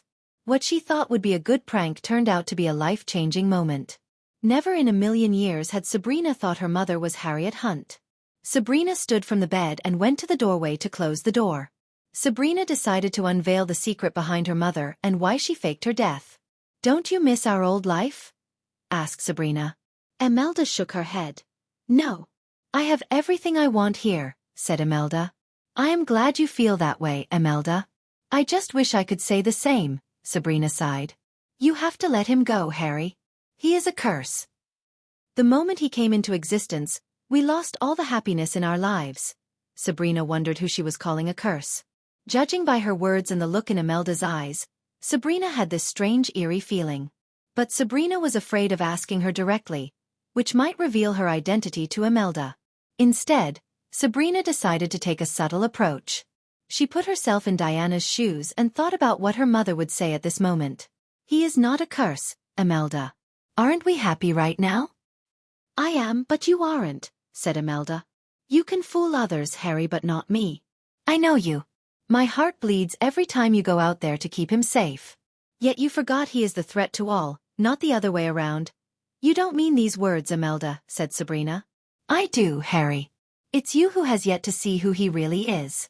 You know what he did to the Barnes. As soon as Sabrina heard these words, she learned who she was talking about. Ghost, Sabrina mumbled under her breath. Don't even say his name, Harry. It's bad luck. Also, don't do anything stupid like trying to invite him, Harry. He brings nothing but death and destruction. Why would I do that? Asked Sabrina. Ha, Imelda dragged her words. Because you still think of him as your son. Remember this, Harry, you may have given birth to twins, but you only have one son, it's Noah. Sabrina's heart skipped a beat. Her entire body trembled from head to toe. Sweat beads appeared on her forehead as she shivered. Ghost is my brother, Sabrina's words span before her eyes, learning the biggest secret in her life. Chapter 801 Andor, God of Time and Space. Tears gushed out of Sabrina's eyes, knowing the truth. The Dark Lord was her brother. Everything fell into pieces in her mind. When she prayed for her brother to save her from the vampires, he arrived at her aid. Now she knew why she felt a strange connection with Ghost. The truth would change the Winston Manor forever. The images of Ghost's face flashed across Sabrina's eyes. She wanted to tell Rowena and Noah about the truth. If Noah and Ghost had learned the truth as she did, they might stop hurting each other. Sabrina now had the power to bring peace between the Guardians and the Dark Lord. But first, she wanted to know why her mother hid the truth about Ghost from everyone. Imelda, Sabrina called Imelda. It became so difficult to keep pretending as Diana when her mind was in a shamble. Sabrina turned her gaze back to Imelda. Suddenly, the door creaked. It slowly opened, revealing Samuel. The spell she cast on Samuel should keep him asleep for at least 6 hours. Yet Samuel somehow managed to wake up and reach the room. Moreover, Sabrina wondered what he was doing here. Grandp, Sabrina's words stuck in her throat when she noticed the strange glow in Samuel's eyes. The pair of eyes glimmered like diamonds. It wasn't the same man Sabrina had seen upstairs. He walked with a certain grace. At that moment, he radiated a kingly aura as he walked toward them. Samuel, Imelda raised her mud, wordlessly asking for a refill from the butler. However, Sabrina didn't think the man before them was their butler. He seemed different. But before Sabrina could question the man, an energy pulse shot out of Samuel's eyes and knocked out Sabrina and Imelda cold. The two ladies were lying flat on the bed. With a flick of his wrist, Samuel closed the door. Without wasting any time, Samuel moved their unconscious body to the floor and put them next to each other. He then squatted beside them. Silence fell over the room. The cheerful laughter and songs sung by the servants barely reached the closed room. The drunk always spills the beans, Samuel sighed. As Sabrina sensed, it wasn't Samuel in the room. On the contrary, Samuel was possessed by Andreas' sliver of soul. The last time he took over Samuel's body, Andreas wiped off the memories of Ethan, Imelda, and Sabrina. This wasn't the first time Sabrina had learned the truth about Diana's real identity and her connection to Ghost. Previously, Ethan told Sabrina about Diana's real identity when she returned from the Shadow Realm. If it wasn't for him, Sabrina would have told her entire family about Ghost and his connection to the Winston family. Andreas couldn't let that happen because he cared about Noah and his family more than anything. Revealing the truth about Ghost being Noah's brother would bring nothing but destruction upon the Winston family. Only the death of the Dark Lord could ensure the Winston family's safety from the Sky Hall. But killing him was not an easy task. Only Noah could take the Dark Lord's life. A mere moment of hesitation to kill the Dark Lord would bring calamity upon the world. If the Dark Lord managed to kill Noah, there would be no one to stop him. At that time, the world would turn into the Dark Realm, which Lady Xianxia desperately wanted the Great Eight clans and the Sky Hall to stop. All of her sacrifices and struggles would be meaningless if Noah failed to fulfill his destiny. The fate of the entire world was resting upon Noah's shoulders. Hence, the last thing Andreas wanted was Sabrina to change his mind about taking the Dark Lord's life. Andreas gently placed one hand on Sabrina's forehead while the other on Imelda's. His hands glowed, radiating a gentle white light from within. The light enabled Andreas to access both of their memories of the last hour. Every time Andreas used the spell, it cost him a bit of his soul. But it had to be done. Andreas didn't think the Dark Lord would spare the Winstons if he knew the truth. Knowing Noah, Andreas was sure Noah would drop his guard against the Dark Lord in case he learned that the Dark Lord was his twin brother. Expelliarmus, mumbled Andreas, wiping off Sabrina and Imelda's memories of the last hour. Gradually, the light in Samuel's hands dimmed out. Then, he left the room as if nothing had happened, leaving Sabrina and Imelda behind. They would have zero memories of what had happened once they woke up. Knowing the secret of the Winston family was safe, Andreas could rest easy. Being stripped away of their memories, Sabrina and Imelda slept on the ground peacefully. Read chapter 587 to refresh your memories. Meanwhile, somewhere else in a pocket dimension, a lone castle stood gracefully under a starry sky. Trapped between inviting lush green hills and intimidating jet-black, snow-capped mountains lay the castle. The castle resided peacefully at the top of a hilltop, not making a sound. No one knew why it was there or who built it. But indeed, it was something quite unique. As the sparkling blue light beamed upon the golden walls of the castle, it revealed the splendor and majesty of the castle. The starry sky revealed the ceramic pavements, the golden statues, and the most beautifully engineered towers that touched the clouds. If one were to look at it from a neighboring hill station, the castle size itself could be convincing enough of that of a city, covering hundreds of hectares of verdant land. The view was simply breathtaking. Cyan blue lakes fainting the thousands of trees lined up against one another, tainting the land with various shades of blue, red, and whatnot. As much as the golden castle looked grandeur, it was also quite intimidating. Its hundreds of foot-high walls and glistening runes and arrays were enough to scare the most daring of enemies away. Only one being was living inside the castle, a god. Not only in the castle but even in the entire dimension.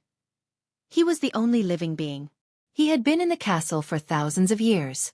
The inside of the castle was just as grandeur as the outside. Bulky braziers hung from each of the 12 obsidian columns. These columns lit up the lower levels of the throne hall and allowed shadows to play and dance where light could not reach.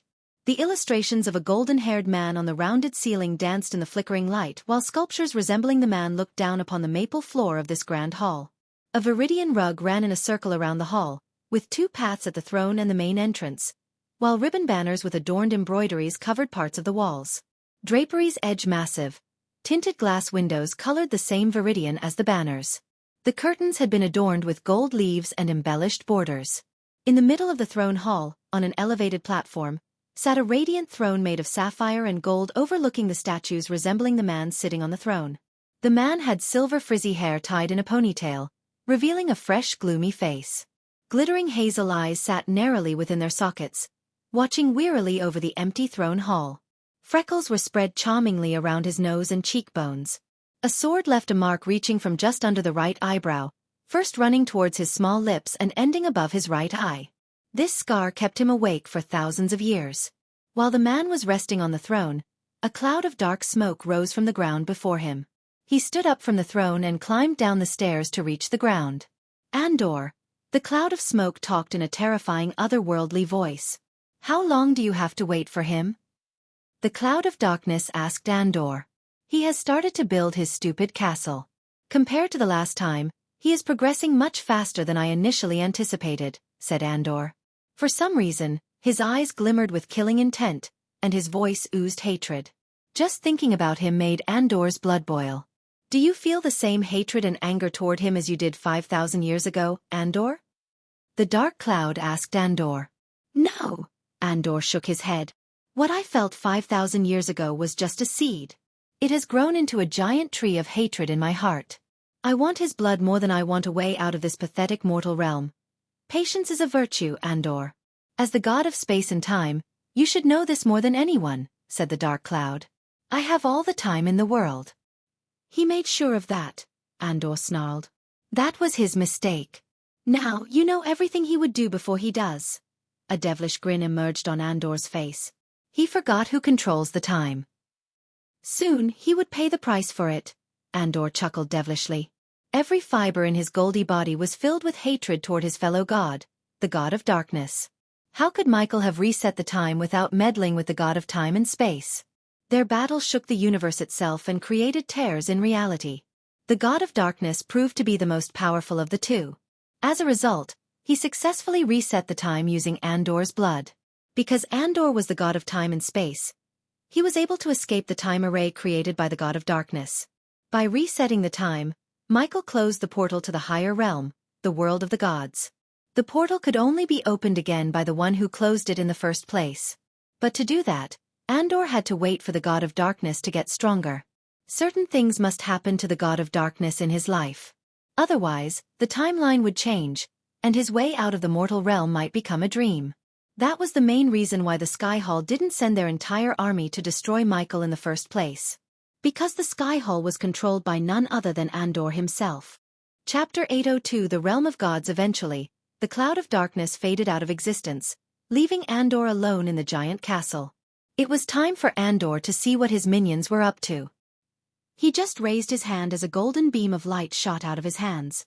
Soon, 3 figures emerged from the light. They were in their astral forms rather than physical forms.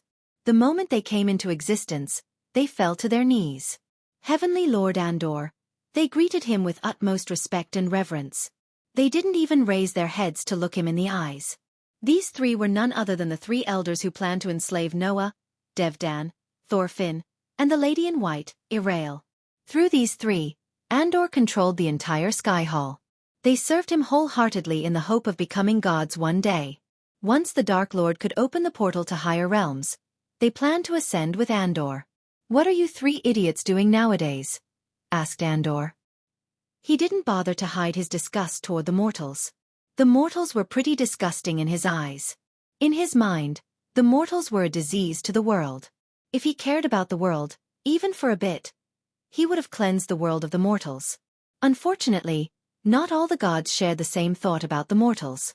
In the higher realm, some gods loved the mortals, some hated them, and the majority of them couldn't care less about the mortals.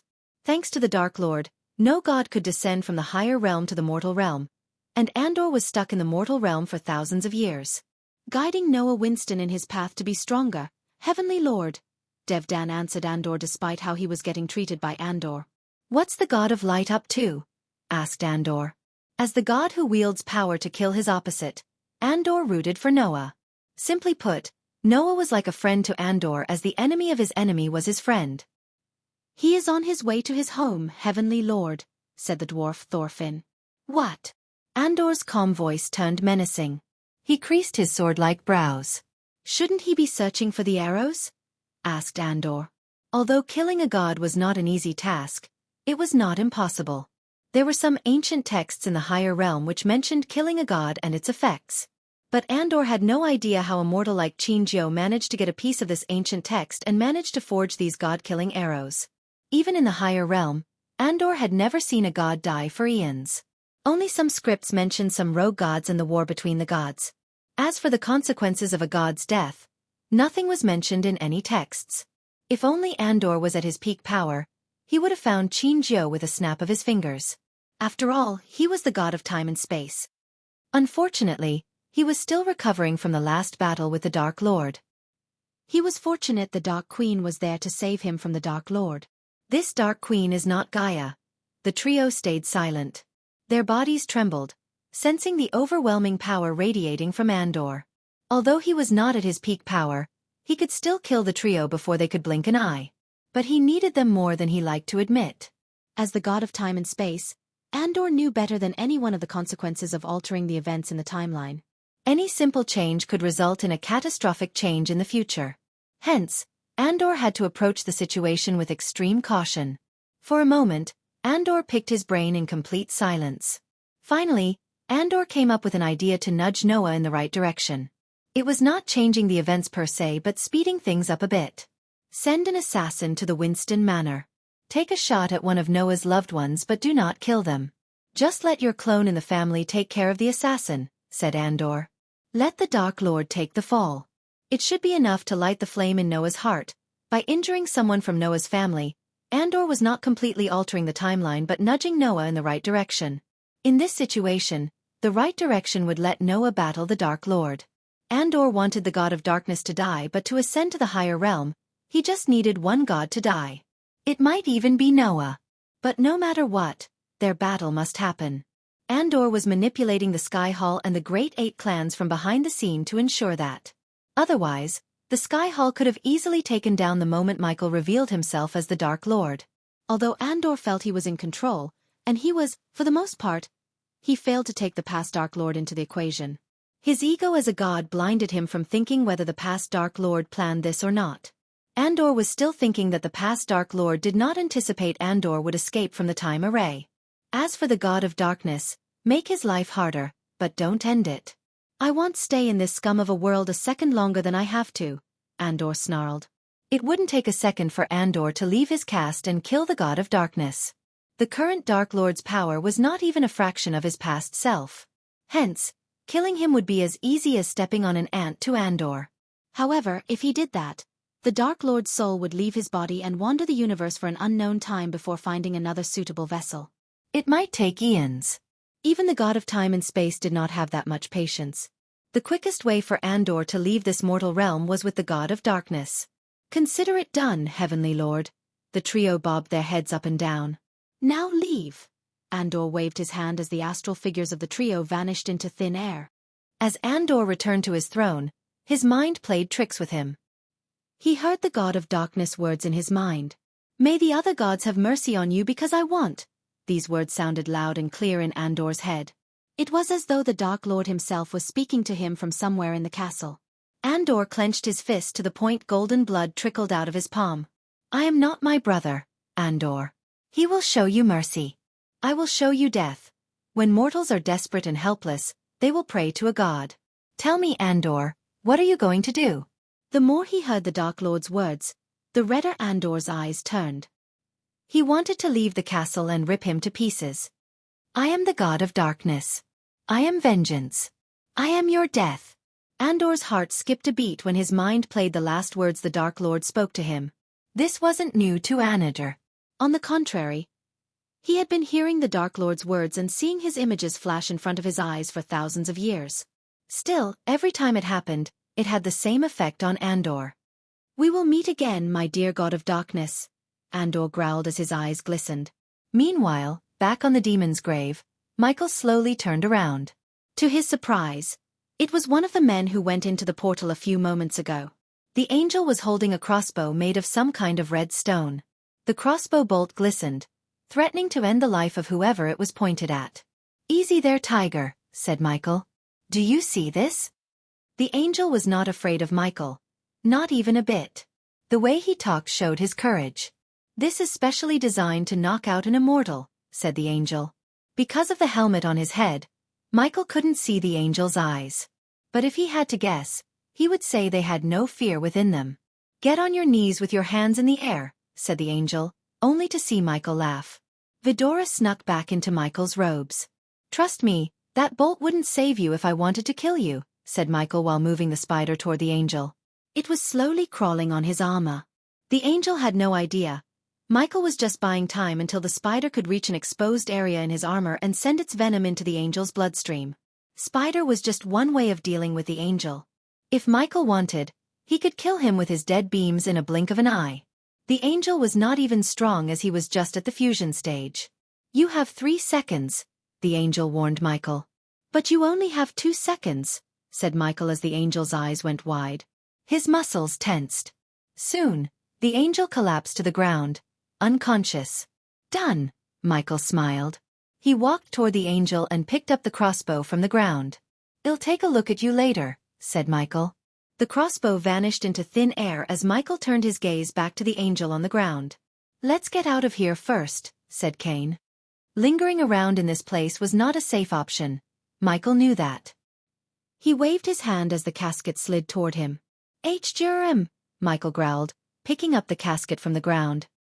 He carried the casket on one shoulder and lifted the angel by his chest plate. Then, Michael dashed into the forest, using the lightning dash. Michael just hoped the other angels wouldn't track him down until he could get information from the angel. Flying away would have been much easier if it wasn't for the strange and powerful gravity. Eventually, Michael put several miles of distance between the digging site and him. From where he was standing, he saw nothing but ancient trees. The place was enveloped in complete darkness. After putting down the casket and the angel down, Michael stretched his arms. "What are you hiding inside?" Michael asked, looking at the casket on the ground. He didn't waste any more time. Instead, he grabbed the casket on its edge and pried it open with brute strength. "What the fuck?" Michael was stunned by the thing inside. Chapter 803, Return of an Old Enemy. When Michael opened the casket, he saw a demon skeleton lying on a black cloth. Suddenly, something lit up within the demon's empty eye sockets. It lunged at Michael at lightning speed. Thanks to his cat-like reflex, he raised his hand, bringing out the black shield to block the demon's fist. The demon's hand cracked upon hitting the black shield. Without giving any time for the demon to retaliate, Michael grabbed the demon by its neck and forced it down instead of attacking it. He then quickly shut the casket on the demon. The demon banged and growled from within. Several seconds passed as Michael noticed some runes started to radiate a pale blue light in the casket. Following the runes, the demon inside calmed down. It finally stopped banging against the casket and returned to its eternal slumber. "So all those caskets have demons inside?" asked Iag from within Michael's robes. Michael did not answer. Instead, he turned his gaze toward the unconscious angel. A pale light shot out from Michael and scanned the angel on the ground. Just after the light faded away, Michael approached the angel. He picked him up by his neck and slammed him against a tree nearby. The force substituted the need for water to wake up the angel. Michael grabbed the angel's helmet and pulled it upwards, revealing the face of a golden-haired elf. The elf stared back at Michael with no emotions. One would expect the angel to be scared shitless, yet Michael saw no signs of fear in the angel's eyes. He doubted the angel was oblivious to the fact he was the Dark Lord. The entire world knew his face. Either the angel was really courageous, or he didn't know Michael's identity. There were other explanations. "You shouldn't be here," said the angel. "If I were you, I would worry about yourself," Iag said as they leaped on top of Michael's shoulder. A three-headed hydra. Finally, Vidora brought a sliver of a surprise to the elf's expressionless face. "Hey, race the deal. I am going to ask you some questions. Satisfy me with your answers, and I will let you live. Does that sound good to you?" asked Michael, only to see the elf snicker. "Humph. You are going to kill me either way. It's in your eyes. But I will answer your questions." Both Michael and Vidora were surprised by the angel's answer. "That makes my life much easier. Let's begin with who you are and whom you serve." "It doesn't matter who I am when I serve the Almighty," said the angel. His voice oozed pride and arrogance. "And who is that?" asked Michael. "Sky Hall." Michael clenched his fist as a sudden urge to snap the angel's neck emerged in his heart. But he controlled himself. Michael used to think the Guardians were the big bad guy in his life until he met Eladir. Only then did he realize the real puppeteer was none other than the Sky Hall, the most powerful clan in the entire world. Even before he was born, they slaughtered millions and eradicated the Order of Death with the help of Andreas. "Soon, my fellow angels will bring you the wrath of Holy Sky Hall and smite you to oblivion," the angel threatened Michael. Vidora saw Michael bruising into laughter. "Angels, wrath, smiting me to oblivion. Geez, you guys really think you're from the God's land, don't you?" Michael's devilish laughter echoed through the forest. "Lucky for you, angel. You are staring right at a god in the flesh," said Sarba. "I know who you are the moment I laid my eyes on you," said the angel. Now Michael really felt bad about his reputation. He was the Dark Lord. Low-level soldiers like this angel should be afraid of him. Yet somehow, this angel showed no signs of fear. Of course, Michael could bring a whole new world of fear within the angel if he used the fear toxin. "The world has changed, Dark Lord. You are not the highest priority of Sky Hall. How do I put this nicely? You are a cog in the machine, just a big one but not the biggest." "I am offended," Michael shook his head disappointedly. "I thought you idiots were hunting him, the Dark Lord. Instead, you're grave robbing." Why? Asked Iag, turning the angel's gaze away from Michael. An angel's duty is to get the order done, not to question it. In other words, you don't know. That's a shame, Saga sighed. They are building an army. Why else do they need the undead and now the demons? The question is, are they planning to wage war against us or someone else, said Cain. When Michael looked at the elf, he didn't seem to know the answer. As he said, the angel was just a soldier. Michael doubted that even if he interrogated the entire angel unit, they would know something about the harvesting of demons and the undead. Who's giving you these orders? Asked Michael. It would be better if I showed you, the angel smiled. Soon, Vidora heard the trees rustle around them. The dried leaves and twigs broke under heavy footsteps. Michael let go of the angel as a strange light fought off the darkness around them. As Michael expected, 5 angels came out of the dark woods and stepped into the light. A hovering ball of light lit the place, revealing the glistening runes in their armor. They all spread their metal angel's wings and took out their golden spears to end Michael's life. Even the angel Michael interrogated quickly dashed away and joined his fellow angels. Pulch!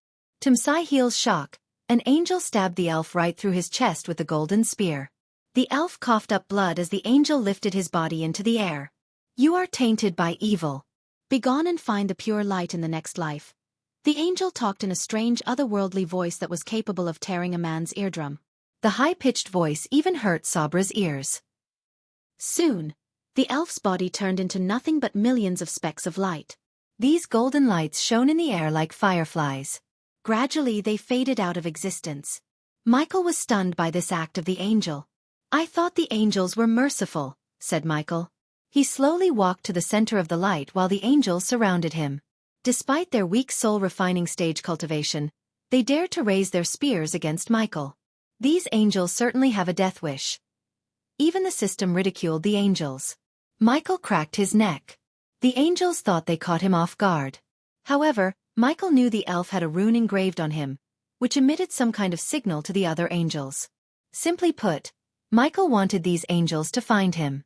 Not that Michael wanted to capture these angels and interrogate, but to kill them. In his eyes, they looked like sacks of experience points. But what surprised him was how courageous these angels were. Any other soul refiner would have trembled to the core in front of an immortal. Yet these angels were fearless. 5 angels. Michael slowly looked around. The angels were poised to attack him any second. Suddenly, the orb of light hovering above the angels exploded into bits. Darkness returned to the place. The Angie's eyes glimmered like diamonds in the darkness. They all dashed to the center where Michael was standing. Ding! The sound of metal clashing reverberated through the forest. Unlike the angels were expecting, they hit nothing. Arg! An angel growled. Michael grabbed an angel by his wings and ripped them off with his bare hand. His dark beams shot out of his eyes, ending the struggling angel's life altogether. He dropped the dead angel. Ding! Congratulations to the host for killing a soul-refining stage level 6 angel. The reward is 300,000 experience points and 6,000 badass points. Ding! Congratulations to the host for successfully being a badass. The reward is 7,000 badass points. Before even the other angels could hear the sound of his body hitting the ground, lightning flashed across the dark forest. In the light that lasted for a moment, the angels saw the bloodied metal wings on the ground. Then, another angel groaned. Ding! Congratulations to the host for killing a soul-refining stage level 5 angel. The reward is 300,000 experience points and 6,000 badass points. Ding! Congratulations to the host for successfully being a badass. The reward is 8,000 badass points. In a blink of an eye, Michael ended the life of 2 angels. They weren't even a challenge to Michael. When the remaining 3 tried to cast a spell, their golden spears radiated eyes-blinding golden light. However, their casting was abruptly stopped by a wave of dark flames that shot out of Michael's body. The ring of dark flames reduced the angels to ashes. Even their rune-engraved armors were melted like candles. The almighty angels were turned to a hot pile of ashes. The system continuously rang in his mind, awarding him with experience and badass points. At that moment, a person with cat face and black fur was watching Michael from far away from Michael's environmental scanning range. This cat was the same person who was tasked to protect Tanulia Valrin and the brother of Jacoby who tracked down and almost killed Gaia. He was stalking the Dark Lord for years and finally came to the demon's grave to seek revenge for his brother's death. Dark Lord. The cat clenched his fist. His black fur made him blend with the night perfectly. It took everything he learned to find that his brother Jacoby was killed by Ghost and Gaia. Even to this moment, there was no solid evidence to prove his theory. But his gut instincts told it was Ghost, and that was all he needed. No matter what, he would either kill the Dark Lord or die trying. That was certain. From afar, he saw the Dark Lord teleport the casket to somewhere else.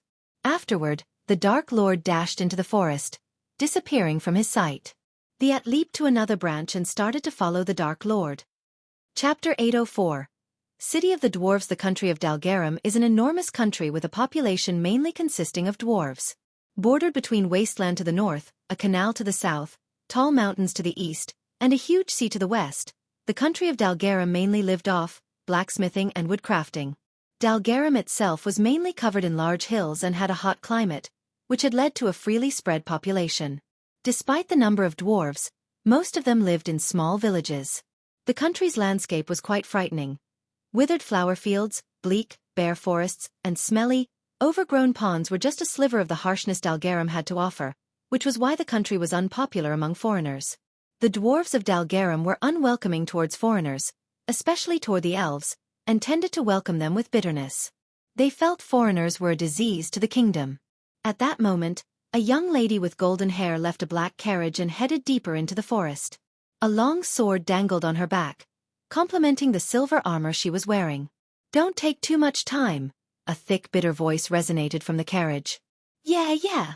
The woman rolled her eyes as she walked into the forest without giving a damn about the carriage or the person inside. Annoying little twat. What did I do to deserve such an asshole for a client? The woman bickered with herself. The passive and daunting forest around her had the appeal of a forgotten land, which had been lost in time. The isolated forest remained in a capsule, untouched by the destructive essence of man. The dark shadows of the voluminous trees and puzzled bushes had become the structure of the forest. All the giant trees in the forest stood proud and tall as protectors of the exigent grounds, as the impregnated bushes that had consumed the hard regions of the forest concealed the land from beneath the dynamic portals of the open sky. The woman needed some time away from her client to clear her mind. She was afraid that if she spent any more time in the carriage with him, she might draw her sword and cut his head off. Standing before a large tree, she looked left and right.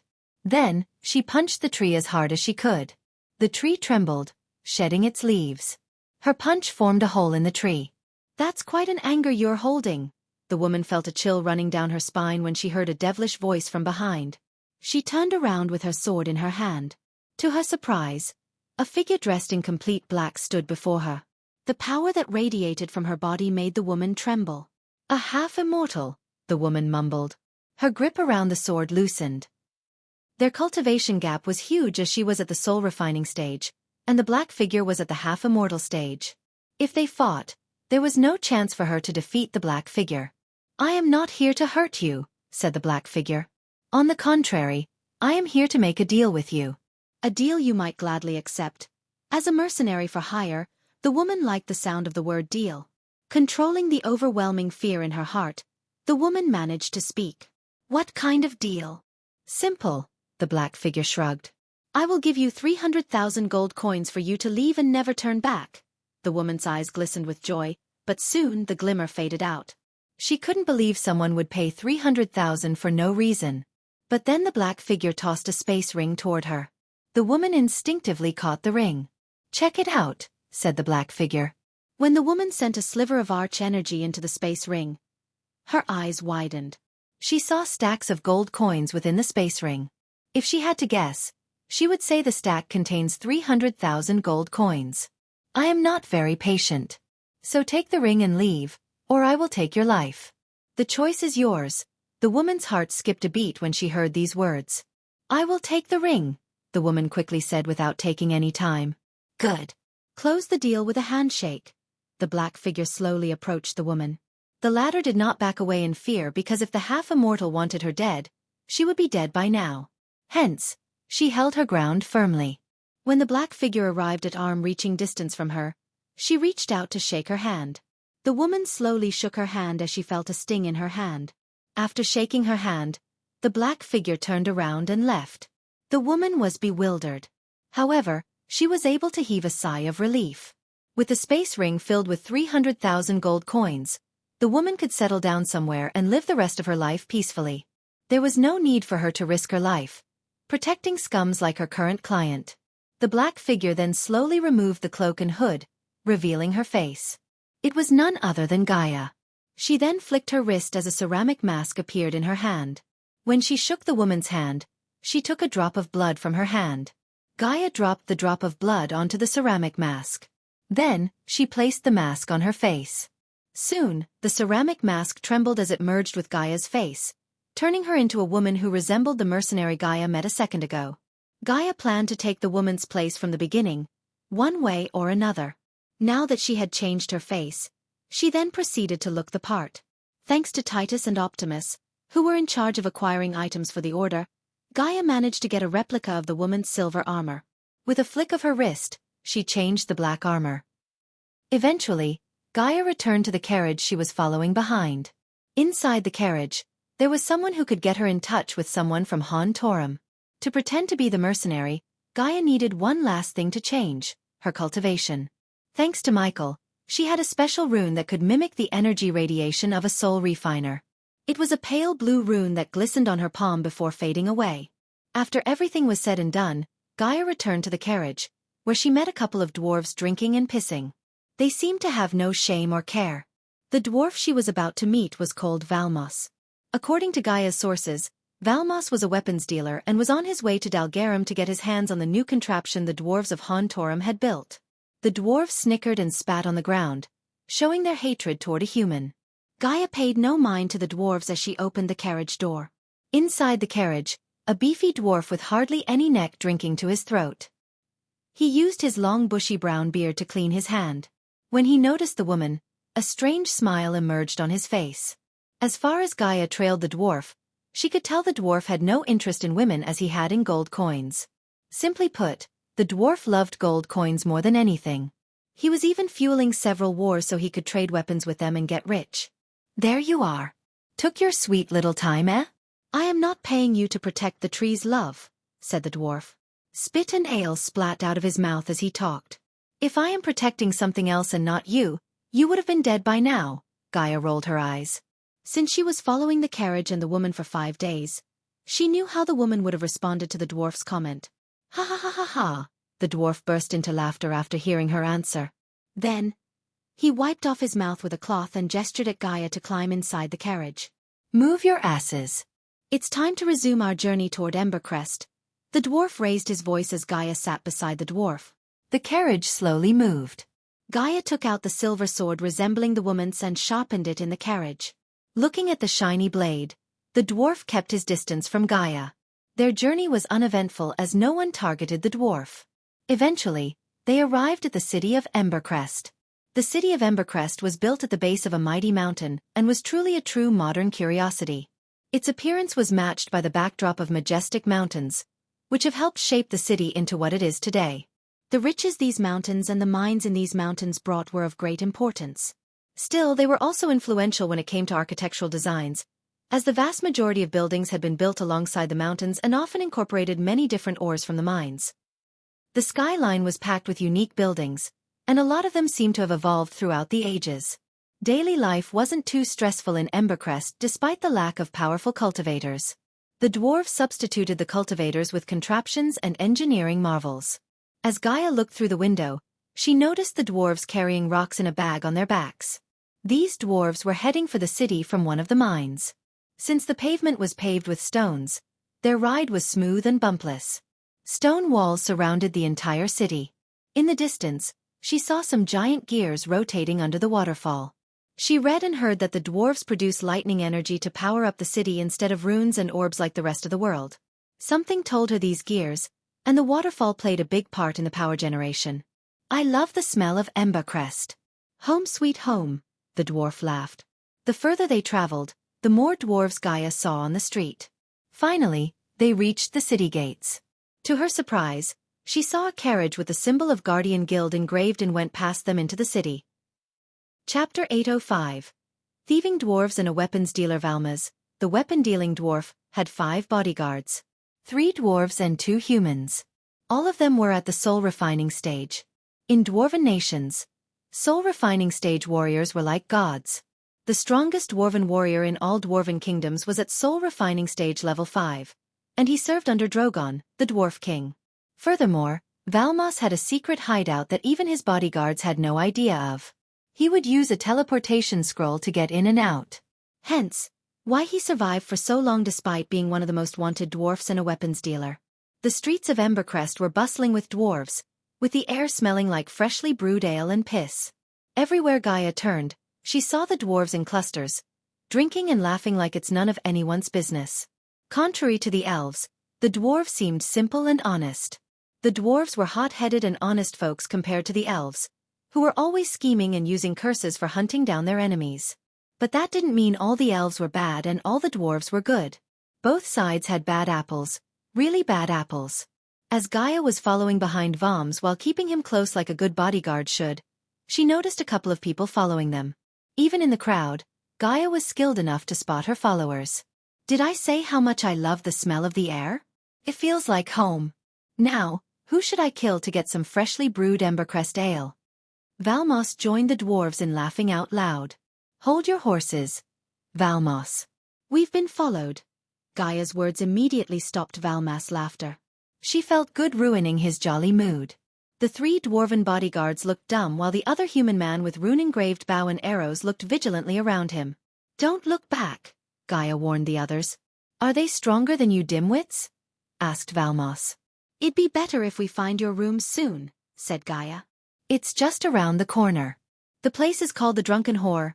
Fucking hell, Gaia rolled her eyes as they turned around the corner to see a dazzling place totally opposite to its name. The place glistened with neon light and toe-tapping music. Although it was daytime, the dark rainy clouds gave enough darkness for the neon lights to really shimmer. Countless dwarves stood in neat lines to get inside with their dates. In between the 2 lines was a red carpet, and a few people received the VIP treatment by entering the Drunken Whore without waiting. Simply put, this place was the fantasy version of nightclubs. Apparently, Valmos seemed to have the VIP card. He flicked his wrist as a golden plate appeared in his hand. But he stopped before getting closer to the place. Where are you coming, darling? Valmos turned around and asked Gaia. Inside. She tilted her head. Nope. You are going to deal with those assholes who've been following us, or do you say? I want their heads. Valmos' eyes glistened with killing intent. What are you waiting for? I am paying you to do what I say, not to gawk like a dumb chicken. Gaia wanted to strangle the dwarf, but she managed to control her inner rage. The rest of you follow me inside. Valmos gestured as the others followed him behind before throwing a you-deserve-it look at Gaia. Azazel, I am moving away from the dwarf. Monitor him, Gaia said to Azazel through the earpiece while walking away from Valmos. Got it, Dark Queen. Azazel acknowledged her order and focused on the spider on Valmos himself. After separating herself from Valmos, Gaia entered a dark alley between 2 tall buildings. She noticed several dwarves on the ground, too drunk to get up. With quick steps and leaps, Gaia reached the top of the building. As a human among dwarves, she stood out like a watchtower. Trailing her followers in her current state would only put a bigger target on her back. That was the reason she chose to get on top of the building. Regardless of the size of the dwarves, their buildings were surprisingly tall and unguarded. Thanks to the buildings being in a cluster, she leaped from one building to another. Eventually, she spotted the dwarves who had followed her earlier. The dwarves were gathered in a group and gawking at the drunken whore from a safe distance. Poor souls failed to notice Gaia straight on top of them, watching them like a hawk. How do we get inside? I, for one, cannot stay in the line, no shit. By the time we get inside, he would disappear like he always does. Gaia saw 5 dwarves conspiring against Valmos. Yet she didn't know the reason. To be honest, these dwarves seemed harmless to her. The one who looked like the leader had straps of white in his long bushy beard, and he was the strongest among them, a core formation level 3 warrior. Even if the entire group went against Valmos, they would stand a chance against a single bodyguard, let alone all of them. We cannot let him sell the blueprints. Once they get out, who knows how many people will die. The leader dwarf stuttered. Judging by their looks and words, Gaia thought these dwarves were innocent and almost formulated a lie to tell Valmos about their bodies. However, Her thoughts were shattered by what they said next. Who cares? We aren't here to save people. We are here to get our money. I almost died snatching those plans. If anything, I should have gotten a bigger cut. Don't be ridiculous. I was the one who found the location of his workshop, said another dwarf. Stop following around, you morons. None of us got paid. Not a single coin. That bastard has to pay us with coins and with blood if we played our cards right, said the leader of these little dwarven thieves. Let's get to our safe house and plan our next move. I have someone on the inside who could tell us where Valmos would be next, said another dwarf. Azazel, anything hot happening with Valmos? Asked Gaia as the dwarves began to dismantle their group. Nothing so far, my lady. He's just drinking and dancing with dwarven ladies. I don't think he would be able to do anything for a few hours judging by the amount of booze he drank, said Azazel. The demon was quite surprised by Valmas' ability to drink gallons of ale and stay awake. Good.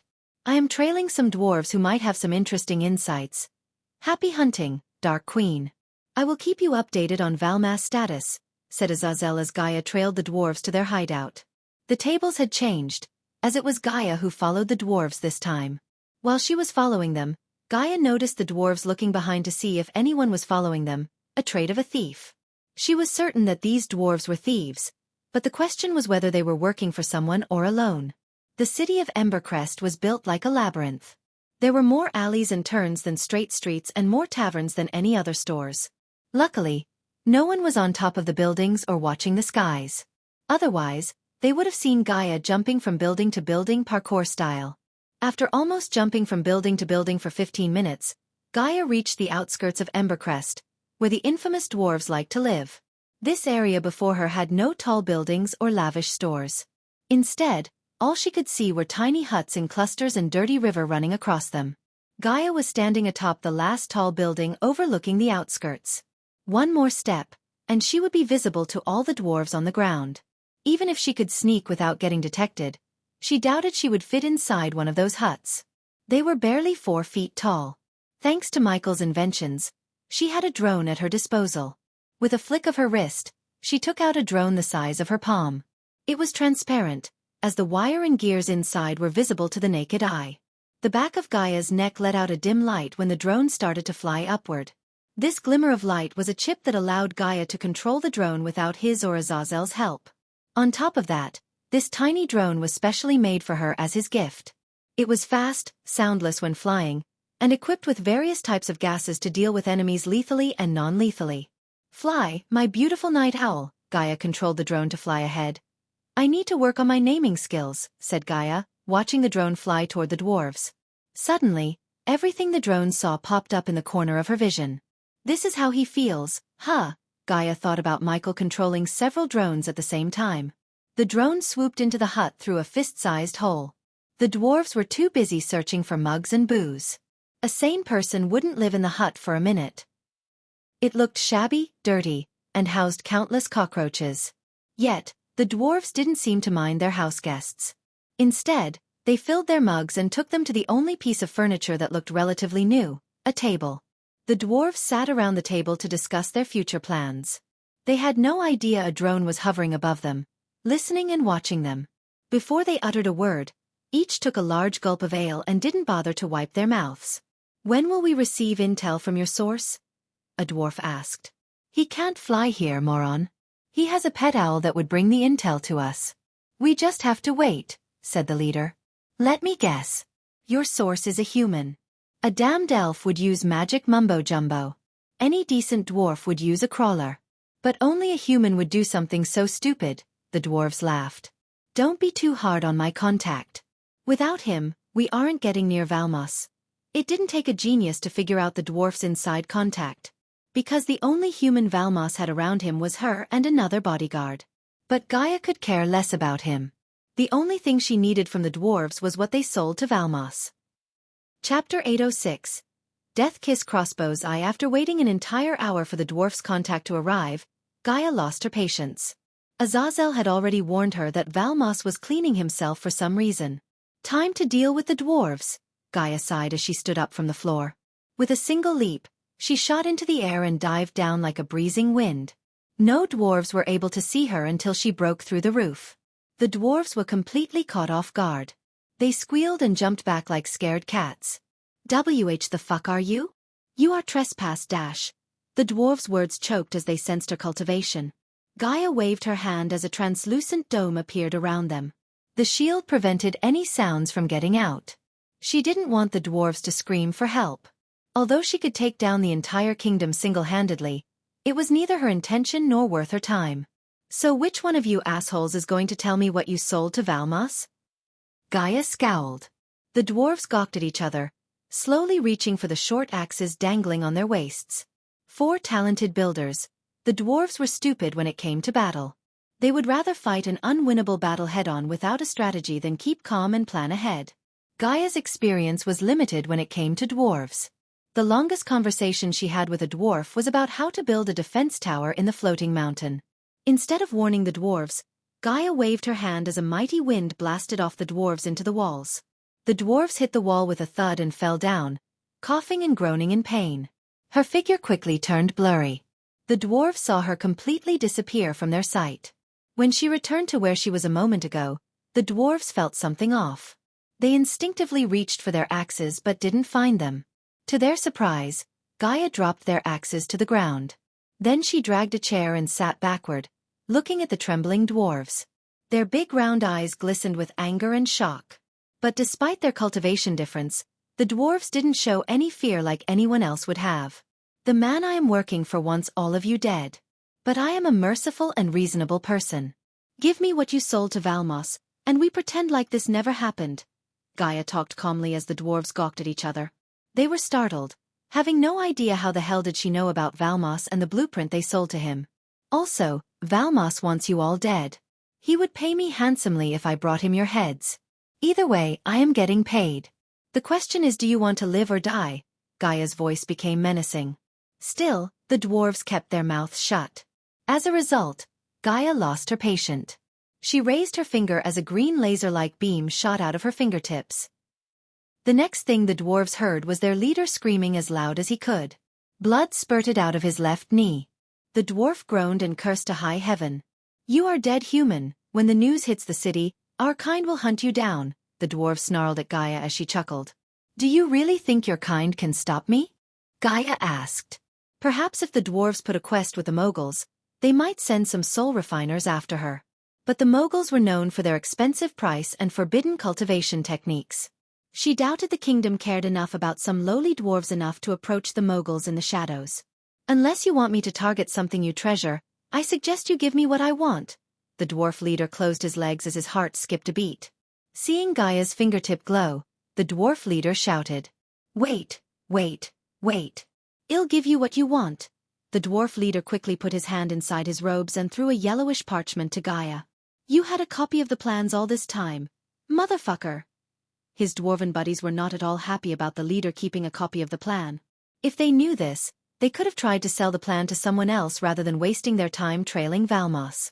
While the dwarves were bickering back and forth, Gaia opened the parchment to see a blueprint of some kind of crossbow. I have to say, I am disappointed, Gaia sighed. When she heard the dwarves being so secretive, she thought they sold something powerful to Valmos. But instead, it was a blueprint of a crossbow. I can't believe I wasted my time on this. She shook her head disappointedly before putting the blueprint into her space ring. Blueprints and new types of weapons were Michael's thing. Who knows, he might take a weird interest in the thing. After putting the blueprint into her space ring, she stood up from the chair and turned around. She debated with herself whether to kill the dwarves or leave them alive. Honestly, Gaia had no reason to kill them. She could always spin a lie to Valmos about what happened to the dwarves. After a bit of thinking, she decided to leave the dumb dwarves alone. I'll be in the city for a while. So I don't want to see your faces ever again here. Get out. Gaia's voice turned demonic. Her words rang inside their heads until their vision turned blurry. But when she took a step forward to leave the hut, the dwarves made the biggest mistakes of their lives. One daring dwarf threw a pebble at Gaia. It hit her in the head, halting her steps. The dwarves only realized the graveness of their mistake when she turned around with her eyes glimmering with killing intent. At that moment, they knew they fucked it up. Gaia grabbed the chair she was sitting on and dragged it toward the dwarves. While the leader dwarf was screaming in pain, the others frantically looked for something that could be used to fight her. Their minds were blank as they didn't even think about using spells. Not that they had powerful spells in their arsenal. All their spells were more focused on picking locks, finding valuables, and running away. The drunken whore was just as lively inside as it was on the outside. With neon lights, smoke effects and dancing dwarves, the place was lit with liveliness. Almost everyone inside was dancing to their heart. Valmos was exhausted after dancing and drinking for an hour without a break. He sat in one of the booths built for VIPs. Purple curtains covered the booth and prevented anyone from outside from taking a look inside. Valmas bodyguards flanked the booth from the sides. A while later, Gaia returned to the place. The dwarven bodyguards stopped her in front of the booth. "Where is he? Let her inside, moron." Before Gaia could answer the dwarf, Valmos shouted from inside. She entered the booth, pushing aside the dwarf. When she entered the booth, she saw Valmos combing his hair and dusting off his beard. "Well," Valmos looked at Gaia, wordlessly asking her about those who followed them. Gaia grabbed the pouch dangling on her waist and poured out its contents on the table before Valmos.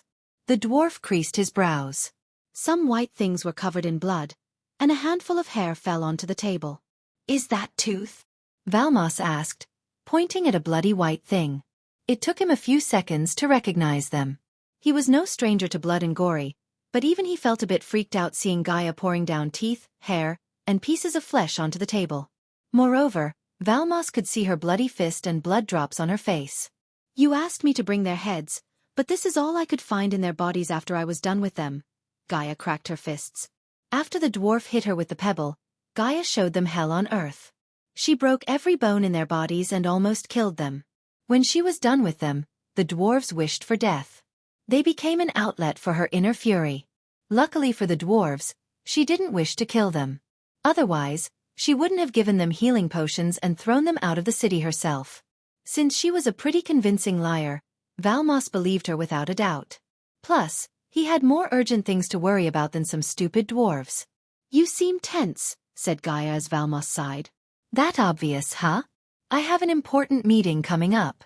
This deal can change my life forever." The dwarf put down the wooden comb beside all the teeth and hairballs. He then took out a small piece of paper and handed it down to Gaia. "I need you to go down there and make sure it's not a trap." "Better to be safe than sorry," said Valmos. Gaia took a look at the piece of paper to see the name of an abandoned warehouse not very far from the drunken whore. This place was located in a relatively unpopulated area with plenty of escape routes if things went south. Whoever chose this place knew their stuff. "Will do." Gaia turned around and left the booth without saying anything about the mole and the bodyguards. There was a possibility that Valmos would call off the deal if he felt cold feet after hearing about the mole.